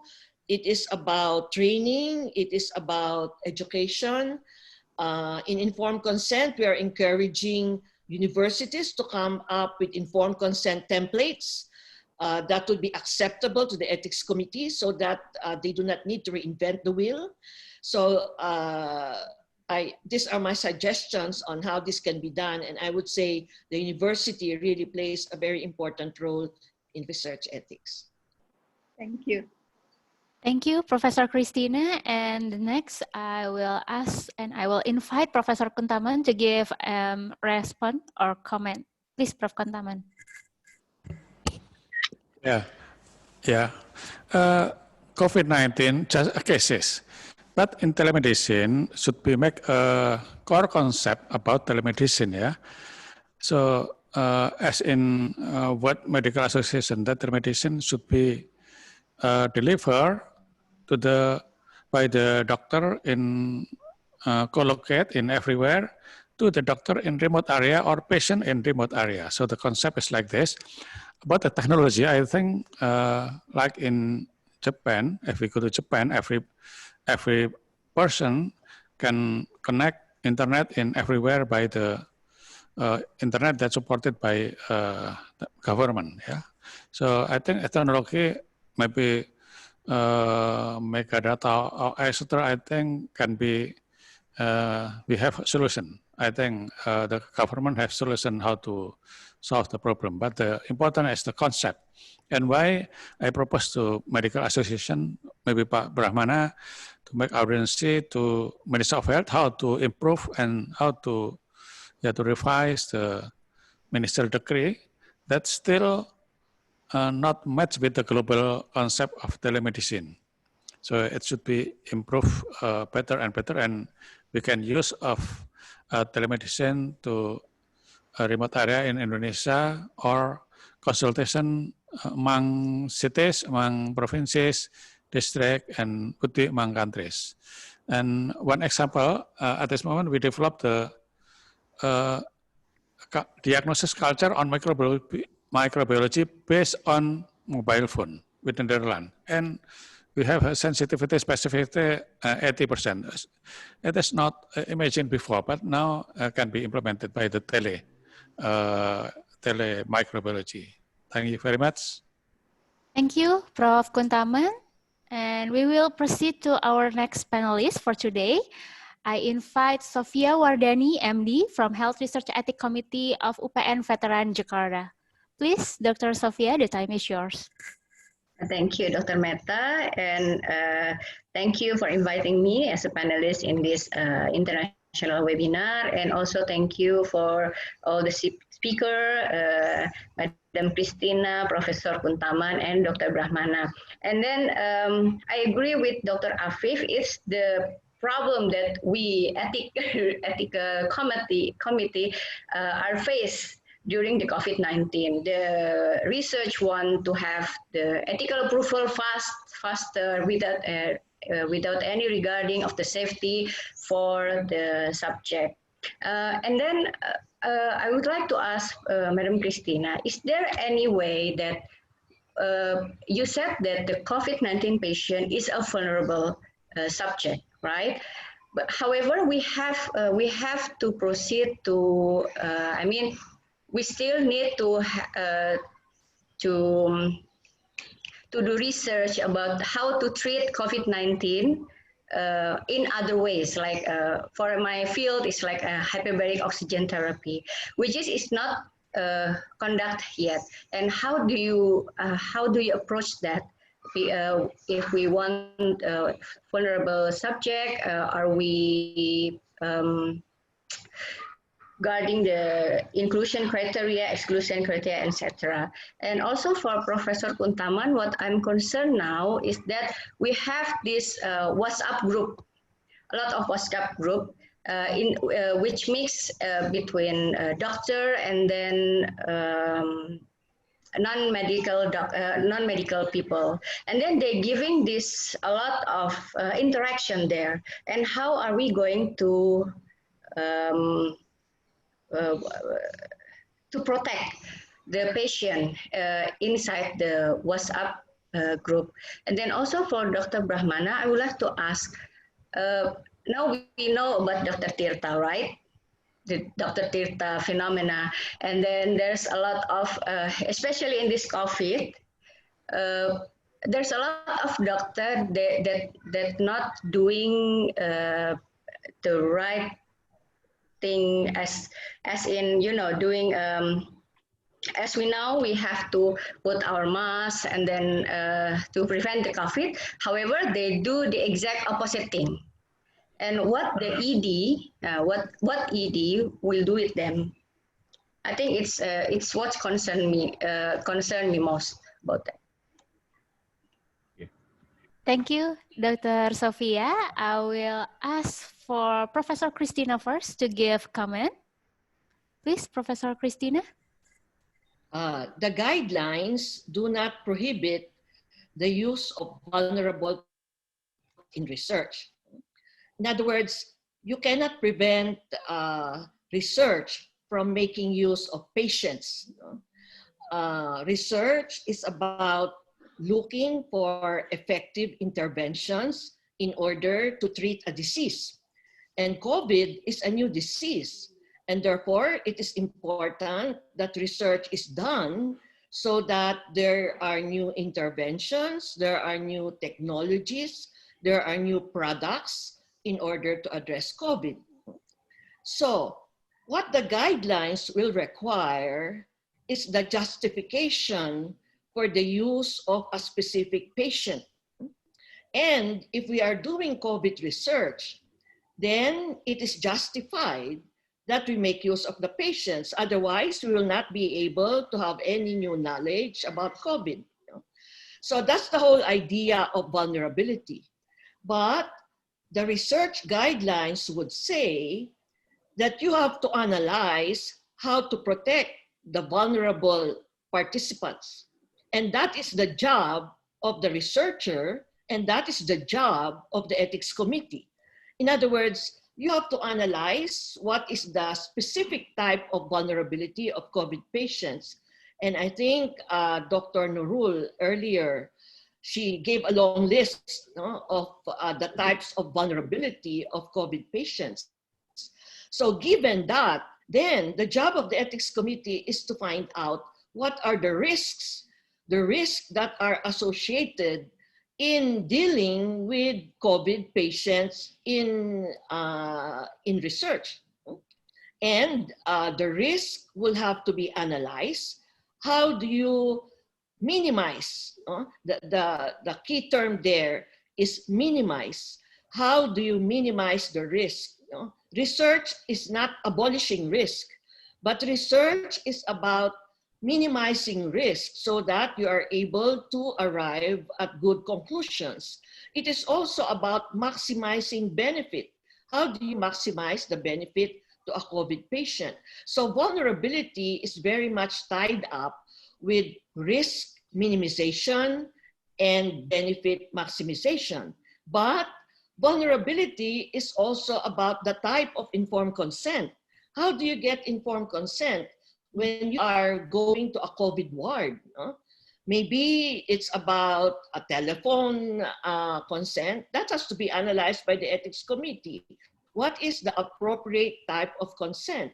Do you simply allow the legally acceptable representative to consent for a COVID patient? In research, we say they need to assent. They need to make decisions for themselves, whether they want to participate or not. So I think that research ethics is not simply focusing on vulnerability, but it is being able to integrate the different concepts of risk, benefits, vulnerability, and informed consent. And that is a very important function, ethics committee. The ethics committee should know how to do that, in addition to being familiar and knowing how to acquire scientific soundness of COVID protocols. So I think that's how I answer your question. Thank you, Professor Christina. And we will move to Professor Kuntaman. Please, Prof. Kuntaman. Yeah. So the telemedicine, the concept is now everybody can disclose the information among doctor, between doctor and patient. And we know that WhatsApp is just information. We know that such cases of WhatsApp fall in the justice at this moment. So I think among us, maybe worldwide, do not know how to use the WhatsApp. So maybe the developer of WhatsApp should be make like the culture, but should be, we know that WhatsApp just information that can be informed to all of us in general, yeah. And maybe also I have a question to Professor Torres about COVID. We know that research at this moment, all clinical trial, all clinical management of COVID are in trial. Antibiotic still in trial. Antiviral still in trial. Interleukin also in trial. And sometimes in the proposal also not any hypothesis. So it means the research also trial, not hypothesis. So how your opinion about this? And it's very difficult for ethical in research committee to decide, but in WHO also the last document, for example, yeah, chloroquine is against to all of patients. So absolutely cannot be used for all patients, but in the lower part of the document, except for trial. So sometimes make a confusing for us all at this moment. about the COVID. Yeah, thank you very much. Thank you, Prof. So do I Kontama. answer? Yes, please, Prof. All right. In ethics, we have what we call clinical equipoise. What's clinical equipoise? That's the point in time when we don't know if something will work. In other words, COVID is a new disease, and therefore we have no standard interventions for COVID. So we start with that. That's the basic assumption. It is a new disease. There's no effective intervention for COVID. And therefore, if you use chloroquine, you use Abigan, you use whatever drug, you are not sure if it's going to work. Is it ethically justifiable to use an unknown drug or to do off-label use? Meaning chloroquine, for example, has been used for malaria. Now you want to try it for COVID. Is that justifiable? In ethics, we say when we have no standard of care yet, it is justifiable. But the important thing is to gather data on what is its effect. In other words, we should not just do clinical care, but clinical healthcare delivery must be accompanied by research so that we are able to find out whether a specific drug is going to work or not. So at the early stage, we would say the use of chloroquine, hydroxychloroquine, and the other drugs that they use for different types of diseases is justified because we don't know if it's going to work or not. Of course, we need someone with expertise to be able to make that determination. For example, in COVID, you need a pulmonologist who would have experience in treatment of respiratory diseases to be able to make that judgment. Is it justifiable to use off-label a drug that has been used for other types of diseases? And we say, yes, it is justified, provided the ancillary care is there. In other words, you just don't limit yourself to one type of drug, but the ancillary care is there. We manage them in the hospitals. And the ethics committee has to think that there is no standard of care yet. And it's very important that we do human experimentation in order to come up with conclusion whether a drug works or not. So it is justifiable, but later on, there is what we call serious adverse events. If a specific drug is resulting in serious adverse event that's going to complicate the disease, then it's no longer justifiable. So there has to be safety measures in place. In a protocol, we are looking for a withdrawal criteria. What's withdrawal criteria? Meaning you enroll, for example, your patient into a hydroxychloroquine study, but you say that once there is exacerbation of disease, or once there are serious adverse events, or even a series of adverse events, then you are going to withdraw that patient from the study.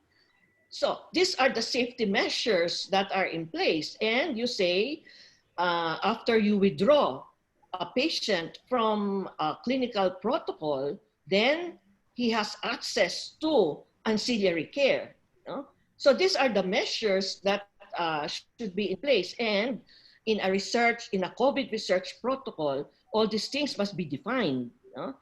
And also, as time goes by and there is evidence that is gathered, for example, they now have studies about hydroxychloroquine that it can lead to arrhythmias or certain cardiology adverse events.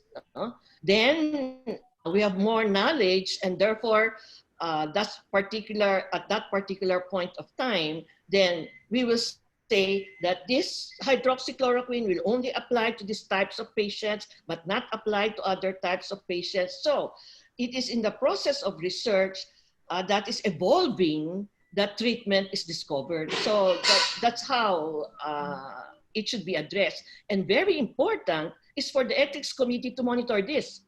So adverse events have to be reported. The ethics committees must be able to analyze them, must be able to discuss them. So that is the monitoring aspect of the work of the ethics committee. So it's a collaborative work of the healthcare giver, the ethics committee, the experts, the scientific experts, and so on. And that's how it has evolved in COVID, I think. Thank you, Professor Christina. And we will move to Dr. Brahmana to give comment. Okay, thank you very much, Dr. Mehta. And then I was asked about what's the punishment if a doctor violating medical ethics. That's what I got. And then Yes. I think now it's very difficult to control all the social media of the doctors, because there are 180,000 doctors in Indonesia, 180,000 doctors. Just in Surabaya, there are 5,000 doctors just in Surabaya. So basically, we have we have an ethic committee, we call it like that, in Indonesian Medical Association. And then if doctors violating the medical ethics, everyone can report to us. Everyone, the community can report to us, a doctor can report to us, a hospital can report to us. Then we will do investigation. Then if it is proven that the doctors violating the medical ethics, including how to use the social media, promoting itself or against what it should be in the COVID era, something like that. And then the committee will do the investigation, and then will decide if it is violating the medical ethics or not.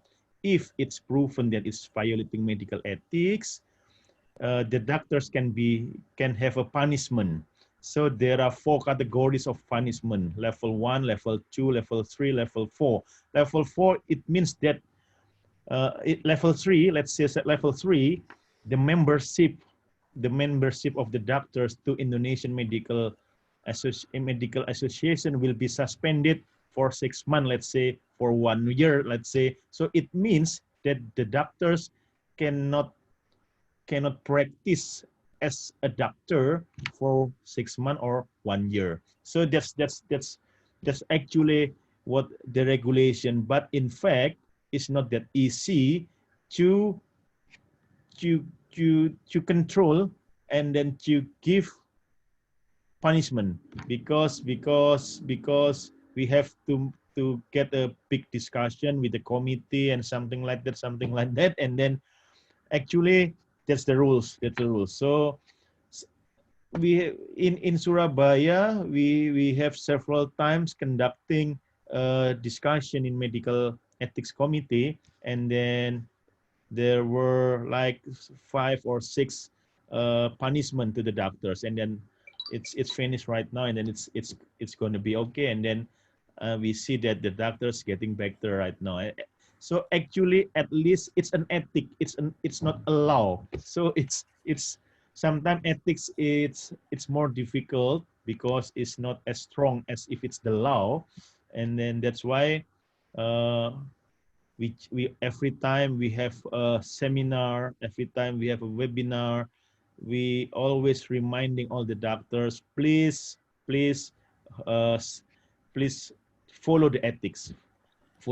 By reminding many times, perhaps the doctors also will feel that, oh yeah, I have to follow the rules. I guess that's a practice in Indonesian Medical Association, Dr. Mehta.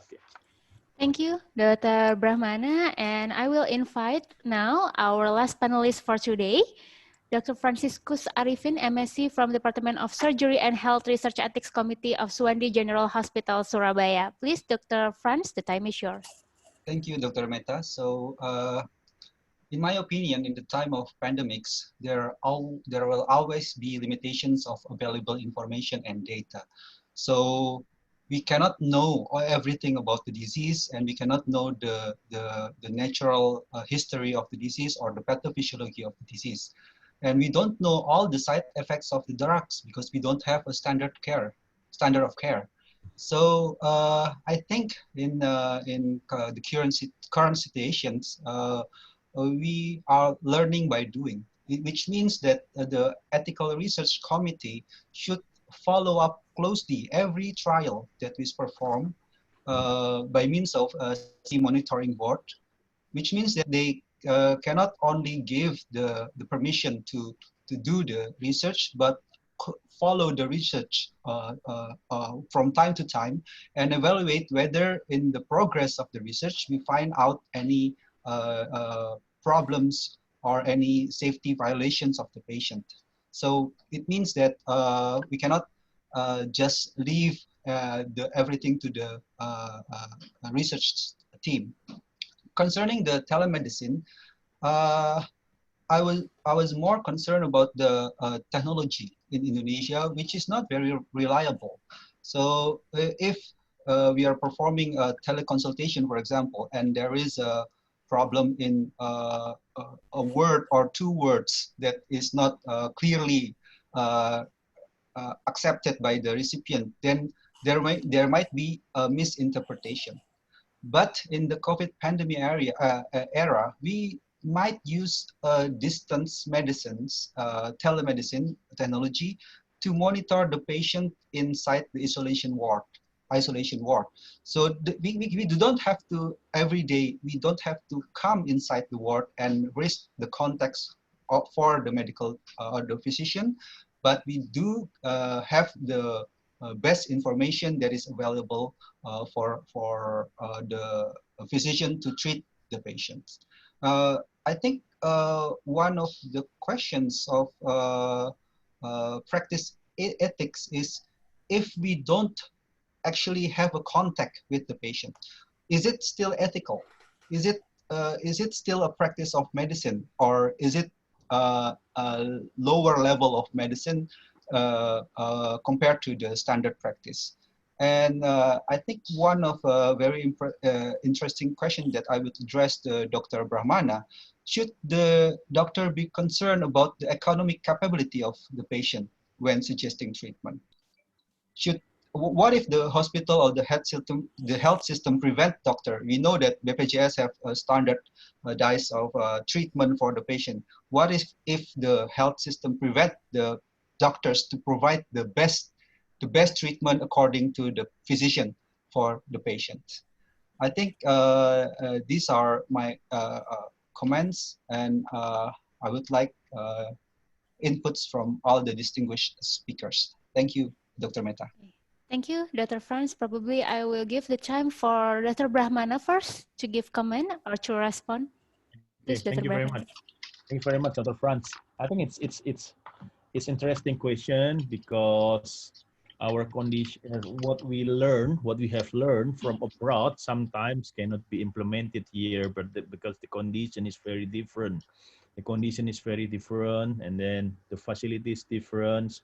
So regarding your question, how about telemedicine or conducting medical service in the remote with the distance? You also mentioned that even in the one hospital, many times the doctor just sitting in the one desk and then just looking at the monitor and then monitoring the condition of the patient. So back to the medical ethics, back to the, I will share screen. Back to this principle, we can see that there is autonomy, beneficence, non-maleficent justice. Let's say if you are in your hospital, you are just sitting in the corner while monitoring the patient, and then also you can look at the laboratory result from the computer, what you need from the monitor is just how the condition of the patient, how the well-being of the patient.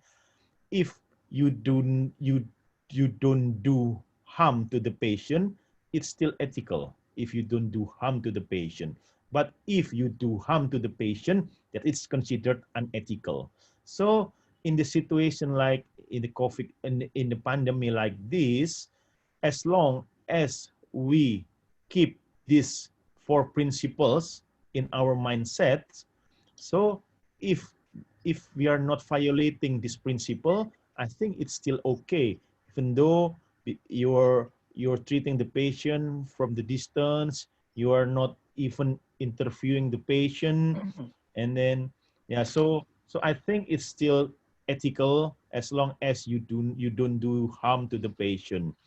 So that's the question. And then the second question, the first question, the second question. So actually we have to explain to the patient what's the options of the treatment. This is the best option. This is the second one. This is the third one. This is the fourth one, and so on and so on. As long as the patient are well informed already about the option of the treatment, so they can decide by themselves based on the economic condition, based on the social condition. But as long as we have explained the patient all the treatment possibility, all the treatment modalities. So that's now it's since 2014, universal coverage already implemented, and then sometime you feel that you're not so free anymore in deciding what's the best treatment to the patient. But as long as you have explained the possibility, let the patient decide which one is the best for them. And then it's ethical, it's still ethical. So that's my comment, Dr. Meta. Thank you, Dr. Brahmana. I will move to Professor Christina. Please, Professor Christina. I would like to comment on telemedicine as it is being used in the Philippines. With the outbreak of COVID, telemedicine has become very popular. And it's not only about COVID, it's about other diseases as well. And I can cite our personal experiences, like members of my family would experience certain conditions, and the practice is to be able to call your doctor, to ask what's going to be done. And usually it is the hospital that plays the triaging role. In other words, you call the hospital, you find out what's the telephone number of this doctor. He is my personal doctor, and I want to consult him about certain things that I'm feeling now. And the hospital will give you the number, the contact number of your doctor. We never bothered about telephone numbers of doctors before COVID, but now that you try to minimize going to a clinic or going to a hospital, then telemedicine has really become very important, and it provides a very important contact between the patient and the doctor. So here, the assumption is that this is your primary physician, and you would like to consult your primary physician, but you do not know the telephone number of your primary physician. And therefore, you call the hospital, you find out the hospital can give the number, you can send a text message to say, may I consult with you? And then the doctor will answer yes. And then you discuss with him what you're feeling. And then he will tell you, okay, you go to the laboratory, you have urinalysis, you have blood tests, and so on. And then he gives the how do you call that? The permission for you to have the laboratory. So you bring it to your nearest hospital or to whichever place you're going to have it. And then you take a picture of the results, you know, of your urinalysis or your blood test, and then you send it to your doctor, and your doctor will give you a prescription for a medicine, and the prescription is also sent via telephone. You know? He takes a picture of his prescription.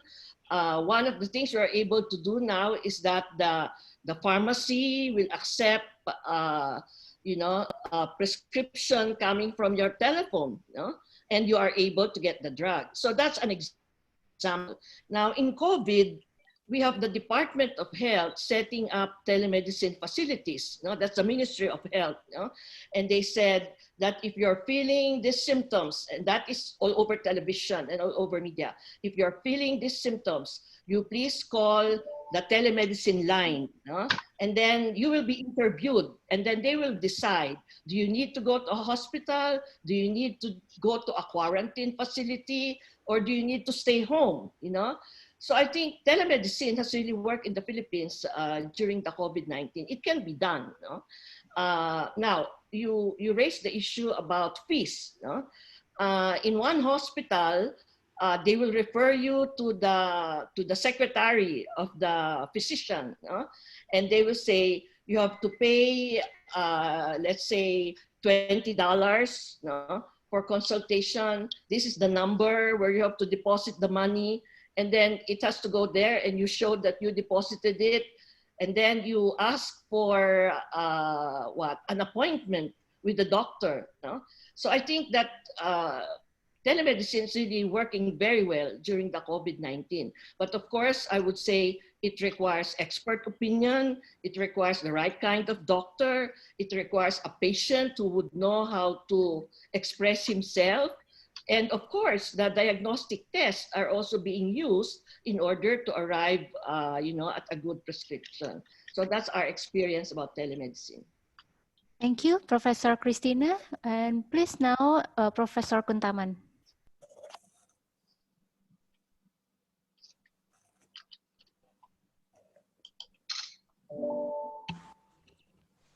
Yeah, I think the best practice in Philippines by Prof. Torres is a good idea of telemedicine. But as in the data in America, about 16 about telemedicine among hospital misdiagnosed serious skin condition. So it would be we have two cases. The first, a very difficult case between medical doctor and patient, and the second, between doctor and doctor. If between doctor and doctor, I think it is easier because the communication will be as very informed to the patient. But in the case in US, between medical doctor and patient directly by telemedicine, many serious misdiagnosis of skin condition have been identified. So it means that telemedicine have some weakness, but also some strength are there. For example, for like in COVID-19, the first, and the second, for the doctor that practices in a remote area, they can make telemedicine with the doctor in the city. And also in US, at this moment, the problem is how to pay. This is very crucial because no any standard how the patient not willing to pay to the medical doctor from tele, but only visiting doctor in hospital. It cases in US. It means that this problem should be inserted in regulation. Yeah. Okay. And the other about the comment of Dr. Pramana about harm and no harm. I think it is very important because the community just want to be well-being. So if we have advice, direct or telemedicine, and all is good, I think they are happy. But if through telemedicine, like in cases in US, that misdiagnosis. So the patient, they get harm. It means non-ethic. So like Dr. Pramana definition. So I think all of this situation should be discussed and regulated in one of decree, maybe from the Ministry of Health, together with insurance, and maybe also insurance don't like to pay through telemedicine. It will be possible. So should be discussed together. Yeah. Minister of Health, Medical Association, and insurance. How about the practice, best practice, how the regulation? So all of these issues should be comprehensively discussed each other together among sectors and among profession. Okay, thank you very much. Thank Can you. I have additional yes, opinion, Dr. Please, please, Thank Dr. Brahmana. Thank you very much, Prof. Kuntaman. I agree that a lot of homework must be done regarding the telemedicine. So if we are talking about the telemedicine, it's like we are sitting in the beach and there is suddenly a big wave. You know? So we are overwhelmed by the regulation or something like that. But at the moment right now, as the guideline from Indonesian Medical Council, that the telecommunication between patient and doctor must be conducted via the healthcare or the hospital, not the private one. So it means that if I'm talking privately with the patient via WhatsApp, we are not considered as a telemedicine. So it's a lot of things to be discussed, because telemedicine is a system that is connected to the hospital or healthcare facilities. So that's my point of view, Dr. Mehta. Thank you, Dr. Brahmana. Thank you for all of our panelists and our speaker. We still have a little time, just a limited time, and it's time for public discussion. Actually, there were several questions that came in from the participants, but most of them had been answered from the panelist question earlier. So there is only one probably that I may still need to deliver, and this question is asked by Dr. Ari Widiasa for Dr. Brahmana. Dr. Ari asks, the limitation research in this COVID pandemic are that we cannot take sample as free as before. So maybe the result of the research is not really good. How can we face the result? Do we really have to do the research again in another season, or how? For Dr. Brahmana. Thank you very much, Dr. Mehta. Dr. Ari Widiasa is my best friend. He is in Jakarta right now. He's my classmate, and then he was asking about the limitation in research in pandemic. So there is an ethic in conducting a research. The first one, if I'm not mistaken, is honesty. Honesty, it means that you have to be honest with the result. It means that do not cheating at all. So no cheating at all times. No cheating at all times. Even if the patient doesn't come, don't say it if the patient comes. So if Dr. Ari asked me about the research is not good, it depends on the researcher, because the researcher must be honest and then report all the research honestly. So if Dr. Ari asked me, must do a research again in another season when no pandemic, I don't think we have to repeat the research, but just make your research right now better. So it means that don't just finish it like this right now, and then we're gonna do it again next year. So it means that your research right now is not good one. So I don't think, if you feel that it's not good already, so don't continue the research and then just trying to correct what is need to be corrected and something like that. So that's my opinion, Dr. Mehta. Thank you, Dr. Brahmana. I would like to thank all the participants for the enthusiasm, but unfortunately our time is up. But however, I will share some take-home messages from our speakers for today. So there are 3 essential values for responsible research: social value, scientific value, and also ethical acceptability. In this pandemic era, we are challenged to improve these values, for example, by developing technologies appropriate to health research. And telemedicine is a concept of doctor service in the future, but there are still many things that should be included in the Minister of Health Regulation. And don't forget the basic principle of medical ethics: autonomy, beneficence, and non-maleficence and justice. Thank you for all of our speakers and panelists. It's really an honor to have you all. I will hand over this session back to our host, Dr. Sri. Please, Dr. Sri. Okay, thank you, Dr. Meta. And all the participants, now we come to the end of the sessions. Thank you very much to all the participants who joined until the end. And don't forget to fill the questionnaire. The link is in the chat button, so you can get your certificate. See you in another webinar, and maybe Mas Arya, you want to present the flyer of another webinar? Okay, hope all of you stay safe and healthy. Okay, I gave to Mas Arya.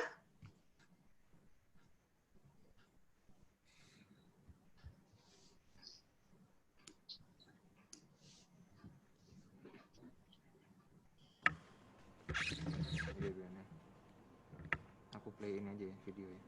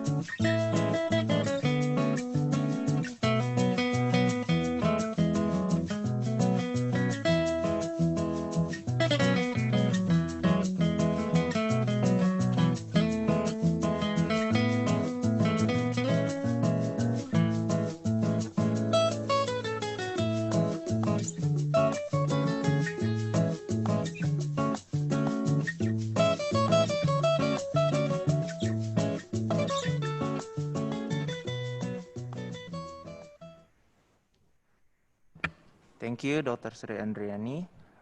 Please, for all panelists, if you could start all the videos, and we will be taking a picture together.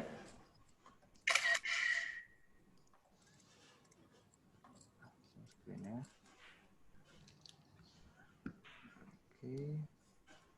Yeah, professors, doctors, and fellow seniors, I will be taking a picture in 3, 2, 1. Okay, and once again, maybe we could do. In 3, 2, 1. Okay, thank you, professors, doctors, and fellow seniors for the participation. Okay.